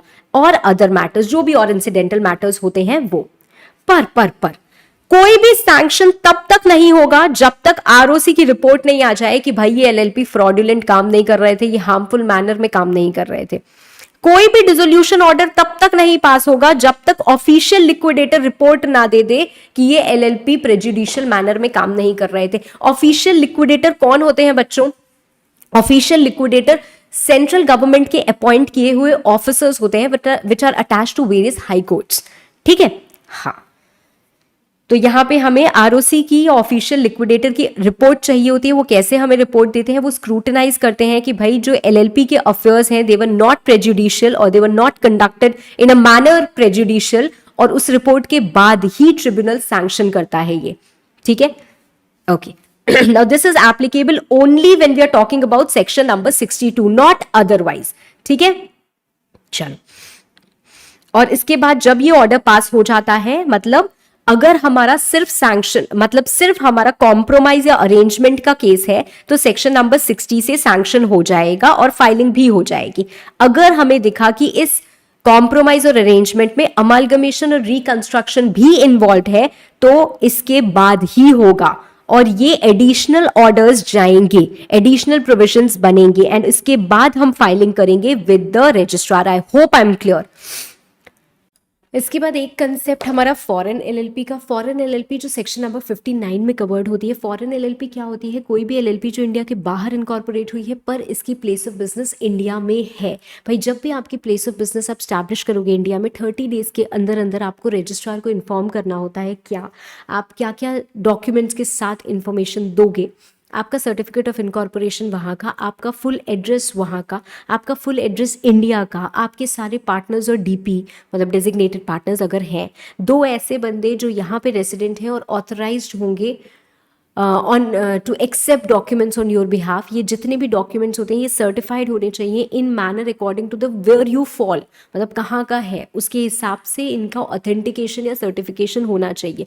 जब कभी इन डिटेल्स में ऑल्टरेशन आता है, देखो वहाँ के डिटेल्स में ऑल्टरेशन आएगा, जैसे भाई कोई पार्टनर बदला है या डेजिग्नेटेड पार्टनर बदला है, तो जब आपका फाइनेंशियल ईयर एंड होगा उसके 60 डेज के अंदर अंदर आप इस ऑल्टरेशन को यहाँ पे सबमिट कर दोगे। पर जैसे यहाँ का जो रेसिडेंट था, जो पर्सन ऑथराइज था, उसमें कोई चेंज आया या आपके प्रिंसिपल प्लेस ऑफ बिजनेस जो इंडिया में कर रहे हो उसमें कोई चेंज आया, तो ऑल्टरेशन के 30 डेज के अंदर अंदर आपको क्या करना होता है, आरओसी के पास ये फाइल करना होता है। हर डॉक्यूमेंट इंग्लिश में होगा, अगर इंग्लिश में नहीं है तो उसको ट्रांसलेट किया जाएगा, सर्टिफाई किया जाएगा और फिर वो इंग्लिश में होगा।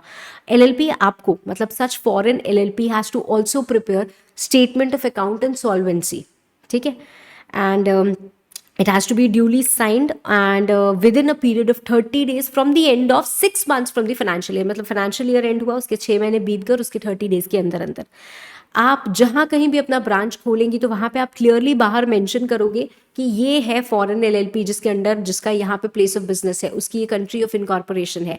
ये सिर्फ आप अपने ब्रांच वगैरह के बारे में नहीं, ऑफिशियल करस्पॉन्डेंस या इनवॉइसेस जितनी भी होंगी वहां पे ये चीज़ रहेगी, ठीक है। कोई भी डॉक्यूमेंट अगर सर्व करना होता है तो हम ऑथराइज्ड पर्सन के पास कर देते हैं, बट मान लेते हैं कि अगर ऑथराइज्ड पर्सन डॉक्यूमेंट नहीं ले रहा है या वहाँ से हट गया है, तो भाई जो भी आपकी प्रिंसिपल प्लेस, जो भी आपकी प्लेस ऑफ बिजनेस और एस्टैब्लिश्ड है वहाँ पे किया जा सकता है, उसमें कोई दिक्कत नहीं है, ठीक है। नाउ जब हम ये डिटेल्स रजिस्ट्रार को भेजते हैं तो वो हमें इन डिटेल्स को रजिस्टर कर लेते हैं और इशू करते हैं एक certificate for establishment of place of business, ठीक है। और कभी भी कोई भी एलएलपी अगर प्लेस ऑफ बिजनेस होल्ड करना सीज कर देती है तो उसको रजिस्ट्रार को नोटिफाई करना होता है, ठीक है। इसके बाद एक और कंसेप्ट जो हमारा आता है वो आता है इन्वेस्टिगेशन का। Just a second. इन्वेस्टिगेशन कौन कर सकता है? इन्वेस्टिगेशन एनसीएलटी या कोर्ट द्वारा भी हो सकता है, सेंट्रल गवर्नमेंट द्वारा भी हो सकता है। एनसीएलटी खुद भी कर सकती है या फिर 1/5 ऑफ पार्टनर्स उनको एप्लीकेशन दे सकते हैं तो वो कर सकते हैं।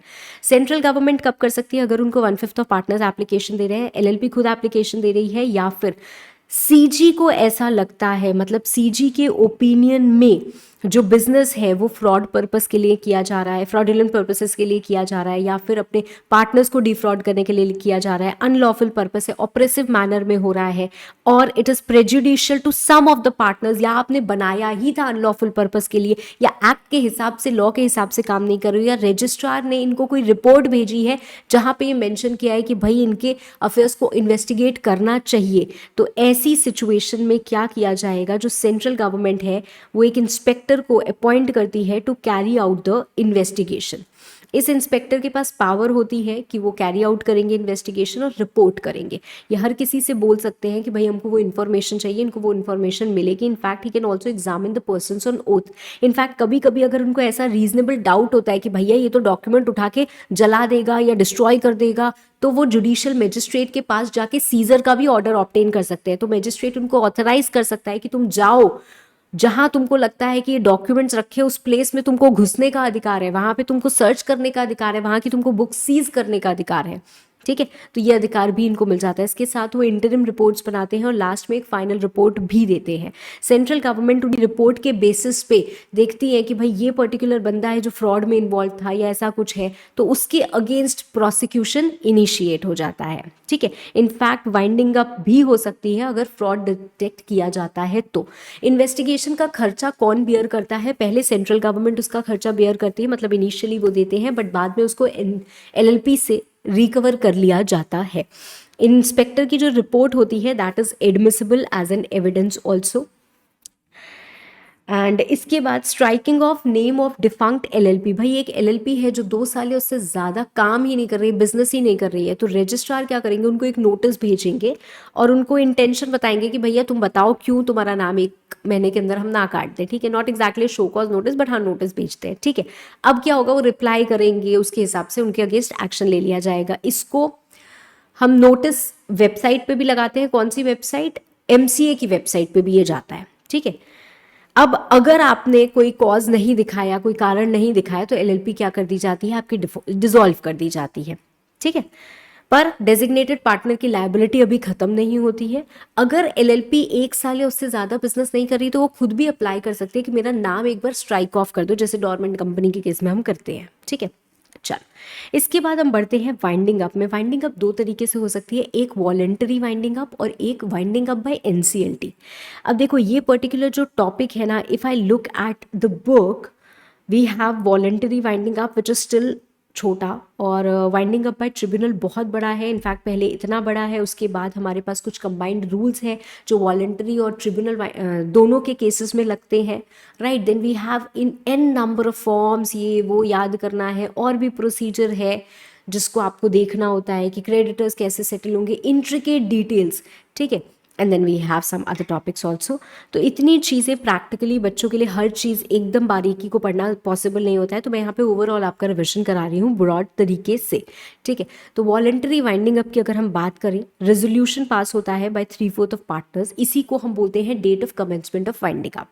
अब जब ये रेजोल्यूशन पास हो गया, मतलब पार्टनर्स खुद एग्री कर रहे हैं कि हमारे एलएलपी को वाइंड अप कर देना चाहिए, तो आपको करना क्या है?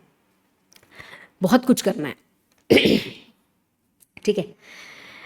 आपको 30 डेज के अंदर अंदर एक फॉर्म 1 होता है जो आरओसी के पास फाइल करना होता है, जिसके साथ एफिडेविट भी जाता है कि या तो एलएलपी के पास कोई डेट ही नहीं है, या फिर LLP will be able to pay its debt within the specified period. अब इसमें हमने पीरियड लिख दिया कि 4 महीने के अंदर अंदर पे कर देगी, तो ठीक है। अगर हमने पीरियड लिख दिया 2 साल के अंदर अंदर पे करेगी, तो ऐसा हम नहीं लिख सकते, क्योंकि जो हम पीरियड स्पेसिफाई करेंगे वो 1 साल से ज़्यादा नहीं हो सकता, ठीक है। Within 15 days, you have to prepare a statement of assets and liabilities in form number 4 attested by designated partners plus the valuation report. ठीक है, ओके, ये हम किसको देते हैं? ये भी हम आरओसी को देते हैं। ठीक है, now obtain consent of creditors 2/3 in value. ठीक है, इनकी कंसेंट भी जब हमको मिल जाती है तो हम आरओसी के पास देते हैं। ठीक है, एंड जब कंसेंट मिल जाती है तो विद इन 14 डेज हम एक एप्लीकेशन देते हैं एनसीएलटी को कि भाई वाइंडिंग अप का हमें ऑर्डर दीजिए। ठीक है, नाउ विद इन 30 डेज हम एक और काम करते हैं कि हम अपॉइंट करते हैं liquidator. This liquidator appointed is subject to the approval of creditors. तो मतलब अगर 2/3 इन वैल्यू ऑफ क्रेडिटर्स इसको अप्रूव कर देते हैं, बहुत अच्छी बात है। अगर वो अप्रूव नहीं करते हैं तो क्रेडिटर्स खुद एक और लिक्विडेटर अपॉइंट करते हैं। अगर हमने कोई भी लिक्विडेटर अपॉइंट नहीं किया तो एनसीएलटी लिक्विडेटर अपॉइंट करके देते हैं। ये जो एलएलपी लिक्विडेटर होता है ना, उसको फॉर्म 6 फाइल करना होता है, disclosing his conflict of interest या लैक ऑफ इंडिपेंडेंस। ठीक है, इसकी ड्यूटीज क्या होती हैं भाई? आप लिस्ट तैयार करोगे क्रेडिटर्स की, पार्टनर्स की, जगह जगह जहाँ पे भी आपको अप्रूवल लगता है वहाँ पे अप्रूवल लोगे। आपको बुक्स, रजिस्टर्स सब मेंटेन करने होंगे, जितनी डेट्स होंगी वो पे करनी होगी। आपको ऑब्जर्व करना होगा ड्यू डिलिजेंस। आपको फाइनल रिपोर्ट के अलावा एक क्वार्टरली रिपोर्ट देनी होगी इन फॉर्म 8 टू पार्टनर्स और क्रेडिटर्स, क्योंकि ये वॉलंटरी वाइंडिंग अप का केस है। तो यहाँ पे रिपोर्टिंग जो हम करते हैं वो पार्टनर्स और क्रेडिटर्स को करते हैं। जब हम कंपलसरी वाइंडिंग अप में जाते हैं ट्रिब्यूनल द्वारा, तो वहाँ पे हम रिपोर्टिंग क्या करते हैं? ट्रिब्यूनल को करते हैं। ठीक है, रिमूवल, क्या इनको हटाया जा सकता है? Yes, but only after giving him a reasonable opportunity of being heard. कोई भी कॉज अगर दिखाते हो तो एप्लीकेशन आरओसी करता है या पार्टनर्स या क्रेडिटर्स करते हैं तो इनको हटाया जा सकता है। Otherwise there is also process of supervision. Supervision मतलब पार्टनर्स या क्रेडिटर्स चाहे तो भाई एक कमेटी बना सकते हैं जो क्या करेगी? सुपरवाइज करेगी पूरा प्रोसेस, कैसे वाइंडिंग अप चल रही है, और लिक्विडेटर को भी असिस्ट करेगी। लिक्विडेटर सबसे पहले आप लिक्विडेशन कॉस्ट को कवर करते हैं। Of course this is subject to workman's claim, है ना। उसके बाद आप लाइबिलिटी सेटिस्फाई करते हो और then you distribute to the partners. मतलब सिक्योर्ड क्रेडिटर्स और वर्कमैन का क्लेम तो आता ही आता है, उसके बाद आपकी लिक्विडेशन कॉस्ट आएगी। ठीक है, now winding up has to be completed within 1 year from the date of commencement. ठीक है, तो अगर नहीं हो पाई तो आप एलएलपी लिक्विडेटर आप एक एप्लीकेशन देंगे एनसीएलटी को और बताएंगे क्यों ऐसा नहीं हो पाया और फर्दर डायरेक्शंस लेंगे। अगर आपने अफेयर्स वाइंड अप कर दिए, बहुत अच्छी बात है। आप एक रिपोर्ट तैयार करिए जिसमें आप बताएंगे कि किस तरीके से आपने वाइंडिंग अप की, how LLP property is disposed off. If 2/3 of the partners creditors are satisfied of the report, उनको लगता है रिपोर्ट सब ठीक है, तो वो एक रेजोल्यूशन पास करेंगे। ये resolution with in 30 days of receipt of report. Resolution pass होने के 15 दिन के अंदर अंदर एलएलपी लिक्विडेटर आपको क्या करना होगा? एनसीएलटी को एप्लीकेशन देनी होगी कि भाई देखिए हमारी वाइंडिंग अप कंप्लीट हो गई है, सब चीज़ें हो गया है, रिपोर्ट भी हमारी सब एक्सेप्ट कर ली गई है, प्लीज़ डिसोल्यूशन का ऑर्डर पास करिए। इसके साथ साथ आप एक copy of final accounts plus the reports जो आपने बनाई है वो देंगे। एनसीएलटी की अगर सेटिस्फाई होंगे तो विद इन 60 डेज वो ऑर्डर डिसोल्यूशन का पास कर देंगे। LLP liquidator with in 30 days आप ये ऑर्डर फाइल कर देंगे विद आरओसी। आरओसी तुरंत इसकी पब्लिक नोटिस दे देंगे। लिक्विडेटर आपको साथ साथ एनसीएलटी को तो ये एप्लीकेशन देनी ही होती है, उसके साथ ये डॉक्यूमेंट्स देते हो, साथ साथ आप आरओसी को भी फाइनल अकाउंट्स और रिपोर्ट की कॉपी देते हो। ठीक है, ओके। तो ये हमारा ब्रॉडली क्या था? प्रोसीजर था of winding up, voluntary winding up, जिसको आप याद कर सकते हो from examination perspective. Of course we have intricate details and a lot more timelines and all जो मैंने आपको हाईलाइट कराई हुई है क्लास में। ठीक है, आगे बढ़ते हैं वाइंडिंग अप बाय एनसीएलटी। तो एनसीएलटी की वाइंडिंग अप क्या है, कैसे होती है? एलएलपी एनसीएलटी द्वारा वाइंडिंग अप हो सकता है ऑन ग्राउंड्स अंडर सेक्शन 64। ठीक है, ग्राउंड्स अंडर सेक्शन 64 क्या है? मैं थोड़ा सा आगे बढ़ती हूँ, 1 मिनट, हाँ मुझे थोड़ा सा समय दो।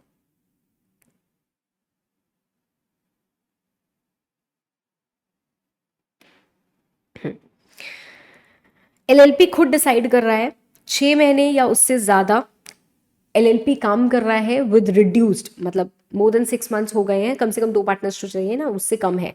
अनेबल टू पे डेट्स, अनेबल टू पे डेट्स को हमने अच्छे से पढ़ा भी हुआ है कि कब हम बोलेंगे अनेबल टू पे डेट्स। ऐसे ही नहीं होता है भाई, सामने वाले को नोटिस सर्व करनी होती है, डिमांड नोटिस एक तरीके से, और वो बोलते हैं कि 21 दिन के अंदर अंदर मेरी पेमेंट करो। अगर तुम नहीं कर पाओगे, मतलब नहीं कर पा रहे हो, तुमने तब भी नहीं किया या सिक्योरिटी हमें नहीं प्रोवाइड की, तो होता है इनएबिलिटी टू पे डेट्स। ठीक है, तो उस सिचुएशन में अगर आप सोवरेनिटी या इंटेग्रिटी के अगेंस्ट काम करो या डिफॉल्ट करो 5 साल तक लगातार, in filing of statement of account insolvency और एनुअल रिटर्न, या जस्ट इनइक्विटेबल हो तो, ठीक है, ओके। तो इस ग्राउंड पे हो सकता है। अब एप्लीकेशन या पिटिशन दिया जाता है in duplicate, there is a huge list की एप्लीकेशन कैसे जाती है, या इनफैक्ट बहुत लंबा सा हमें प्रोसीजर दिया हुआ है कि एक जो पिटिशन आता है वो पिटिशन किस तरीके से एडमिट होता है, क्योंकि पिटिशन आया, पिटिशन को अपोज किया जाता है, यू नो दैट राइट। तो पिटिशन आया है और पिटिशन के साथ बहुत सारी चीज़ें आती है, एफिडेविट है, एसओए है, अभी जितना मैं बता सकती हूँ फटाफट से वैसे बता रही हूँ।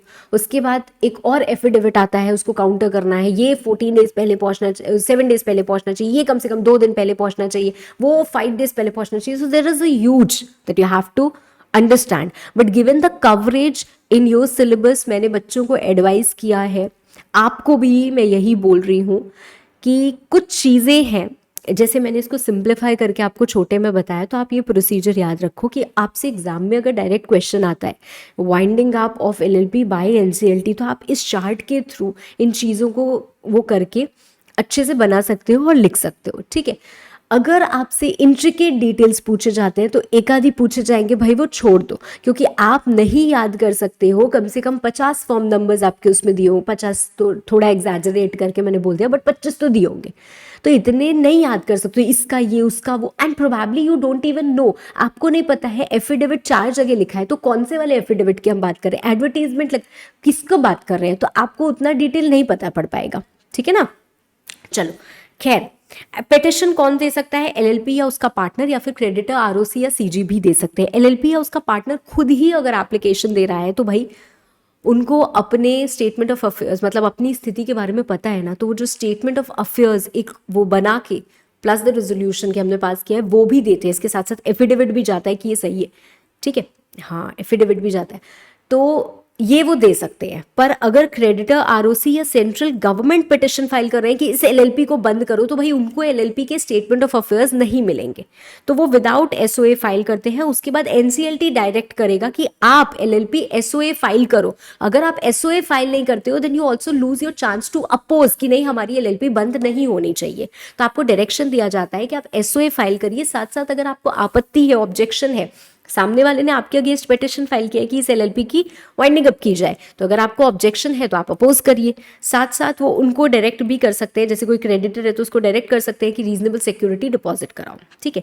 एडमिशन का पूरा प्रोसीजर है जो मैं यहाँ पे नहीं डिस्कस कर रही हूँ। तो एनसीएलटी क्या करते हैं, एडमिट करते हैं पिटिशन इन मैनर स्पेसिफाइड, और उसके बाद उनको जो ऑर्डर ठीक लगता है वो पास ऑन करते हैं। मतलब he may dismiss the petition if he admits, तो ही हम आगे आ रहे हैं, he may appoint provisional liquidator, कि एक बार हमने लिक्विडेटर अपॉइंट किया till the winding up orders are being passed, या वो direct winding up orders pass कर देते हैं अगर उनको और पूछताछ करने की और चीज़ें करने की जरूरत नहीं है। वो रिवाइवल का भी ऑर्डर पास कर सकते हैं कि नहीं यार ये एलएलपी रिवाइव हो सकती है, वो कोई इंटरिम ऑर्डर भी पास कर सकते हैं, या कोई भी ऑर्डर जो उनको ठीक लगता है।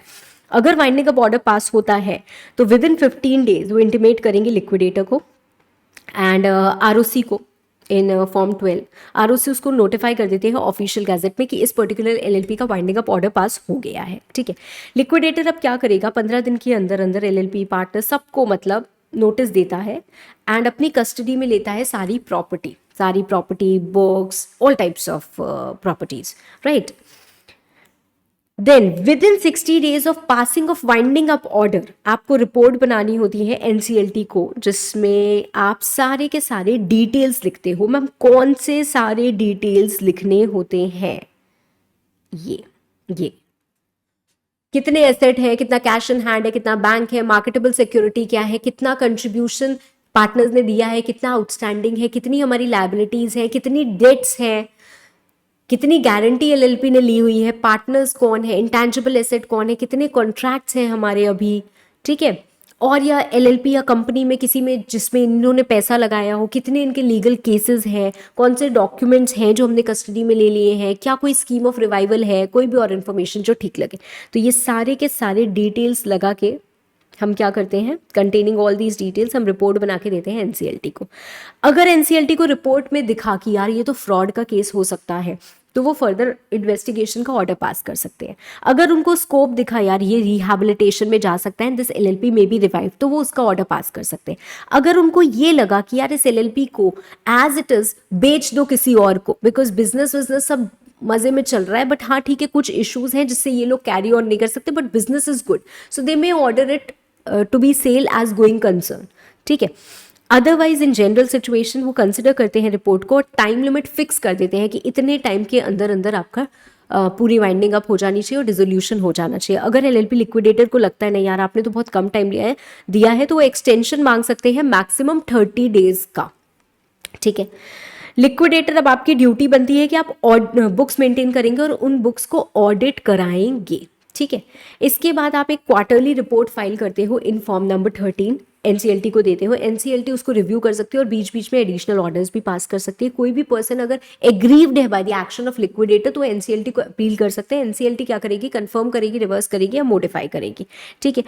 Now after that we have again huge details वगैरह चीज़ें हैं हमारे पास कि कैसे हम क्लेम्स को एडमिट करते हैं, ठीक है, किस तरीके से पिटिशन फाइल होता है, किस तरीके से क्रेडिटर्स की लिस्ट को सेटल डाउन किया जाता है। अब लिक्विडेटर किसके बाद क्या कर रहा है भाई, क्रेडिटर्स से उन्होंने क्लेम्स मंगाए हैं, क्रेडिटर्स के क्लेम्स को वो एडमिट करते हैं, क्रेडिटर्स को प्रूव करना पड़ता है कि ये हमारा क्लेम है। प्रूव कैसे करते हैं, बाय गिविंग वाउचर्स, बिल्स, ये सारी चीज़ें करके वो क्लेम कर देते हैं, ठीक है। अब आप लिक्विडेटर क्या करता है, हर क्लेम को एग्जामिन करता है, भाई लोगों को बुला सकता है, उनसे पूछ सकता है और उसके बाद वो एडमिट करता है या तो रिजेक्ट करता है। अगर रिजेक्शन से आप एग्रीव्ड हो, आपको नहीं, आपको लग रहा है मेरा गलत क्लेम, इसने रिजेक्ट, मेरा क्लेम तो सही था उसने रिजेक्ट कर दिया, आप ट्रिब्यूनल को अपील कर लो, ठीक है।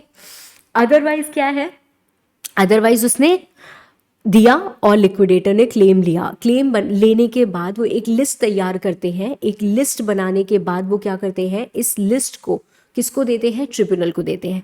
लाइकवाइज वो एक लिस्ट तैयार करते हैं पार्टनर्स की भी कि किस पार्टनर से कितना ड्यू है, अगर सरप्लस है किसको कितना देना होगा, उसकी लिस्ट तैयार करते हैं। वो लिस्ट भी वो देते हैं ट्रिब्यूनल को, ठीक है। इनकी मीटिंग्स होती हैं, मीटिंग्स में कुछ चीज़ें पास होती हैं, हर रेजोल्यूशन की फाइलिंग होती है ट्रिब्यूनल के पास। मैं अगेन बोल दूँ बहुत ज़्यादा मैं आपको डिटेल में ये चीज़ें अभी रिविजन में नहीं बता रही हूँ, ठीक है। अब इसके बाद भाई क्लेम सारे हो गए, आपको जो भी बेचना है आप कैसे बेचोगे, वो ट्रिब्यूनल से पूछ के। So every sale is going to be subject to confirmation by tribunal. दूसरी बात, कोई क्रेडिटर है उससे हमें कोई डेटर है उससे हमें 4 करोड़ रुपए लेना है, हमने कहा चलो तुम 3 ही करोड़ दे दो, तो हम उसके साथ कोई भी कॉम्प्रोमाइज या कुछ भी ऐसा नहीं करेंगे without the sanction of tribunal, ठीक है। सेल भी हम उनके मर्जी से ही करेंगे, ठीक है, ओके। अब फाइनली एक लिस्ट बनती है डिस्ट्रीब्यूटेबल सम की कि किसको कितना पैसा मिलेगा। ये डिस्ट्रीब्यूटेबल सम की लिस्ट भी सैंक्शन कराई जाती है ट्रिब्यूनल द्वारा और उसके बाद ही इसको डिक्लेयर किया जाता है। एक डेट फिक्स्ड होती है फॉर पेमेंट, इसके 1 मंथ पहले ये लिस्ट एटलीस्ट दे दी जाती है, ठीक है।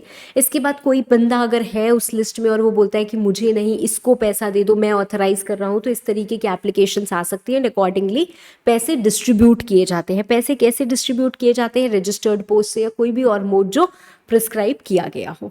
इस तरीके से पूरी की पूरी वाइंडिंग अप कंप्लीट होती है। जब वाइंडिंग अप कंप्लीट हो जाती है तो लिक्विडेटर फाइनल अकाउंट्स, जैसे हमने वॉलंटरी वाइंडिंग अप में देखा था वैसे यहाँ पे भी होता है, फाइनल अकाउंट्स आप ट्रिब्यूनल को देते हो and you apply for dissolution. Tribunal सब चीज़ देख समझ के ऑर्डर पास कर देते हैं डिसोल्यूशन का। और लिक्विडेटर के पास जो भी पैसे बचते हैं भाई अनक्लेम्ड, अनडिस्पेड, वो आप गवर्नमेंट ट्रेजरी में वो पैसे दे देते हो। जब आपका डिसोल्यूशन ऑर्डर पास हुआ तो डिसोल्यूशन ऑर्डर आप क्या करोगे, फाइल करोगे विद रजिस्ट्रार, ठीक है। अगर कोई एनसीएलटी के डिसीजन से खुश नहीं है तो वो क्या कर सकता है, अपील कर सकता है नेक्लैट को विद इन 45 डेज, ओके। चलो now it doesn't and over here, है ना, कुछ और चीजें हैं छोटी छोटी। कौन डेजिग्नेटेड पार्टनर नहीं बन सकता, कौन डिस्क्वालिफाइड होता है, who has been declared insolvent in preceding 5 years, जिसने कभी भी सस्पेंड की हो पेमेंट या क्रेडिटर्स के साथ कॉम्पोजिशन किया हो इन प्रीसीडिंग 5 years, जो कन्विक्ट हुआ हो बाय कोर्ट कभी भी for offence with moral turpitude, at least 6 महीने की उसको जेल हुई हो। somebody who has been convicted for offense under section 30, ये मैंने आपको लिखवा दिया था कि सेक्शन 30 क्या है, अनलिमिटेड लायबिलिटी हो जाती है इन केस ऑफ फ्रॉड। तो अगर आपने किसी के साथ फ्रॉड किया और आपकी अनलिमिटेड लायबिलिटी हो गई थी, ऐसा कोई ऑफेंस में आप दोषी पाए गए हो, तो भाई now you are disqualified to become a designated partner. क्या एलएलपी अपना नाम चेंज कर सकती है? The answer is yes. अगर आपके एग्रीमेंट में कोई प्रोसीजर दिया है तो आप एग्रीमेंट के अकॉर्डिंग अपना नाम चेंज कर लेंगे। अगर प्रोसीजर नहीं दिया है तो आप सारे पार्टनर्स की कंसेंट लेके नाम चेंज कर सकते हैं। नोटिस ऑफ चेंज आपको in form 5 with in 30 days ROC को देना होता है। अगर आरओसी सेटिस्फाइड होते हैं तो वो आपको फ्रेश सर्टिफिकेट ऑफ रजिस्ट्रेशन नए नाम पे दे देते हैं। कौन से एलएलपी को ऑडिट कराना होता है? अगर आपका एनुअल टर्नओवर एक्सीड करता है 40 लाख या फिर कंट्रीब्यूशन एक्सीड करता है 25 lakh, then audit is mandatory, otherwise it is not mandatory. कौन ऑडिटर अपॉइंट करता है? By designated partner. First financial year में before the year end, second and subsequent financial year में 30 days before the end of financial year. Casual vacancy आती है जब create होती है, ठीक है। अगर डेजिग्नेटेड पार्टनर फेल कर जाता है टू अपॉइंट, तो जो एग्जिस्टिंग ऑडिटर होता है हमारा वही कंटिन्यू करता है till either he is reappointed और some other person is appointed, ठीक है।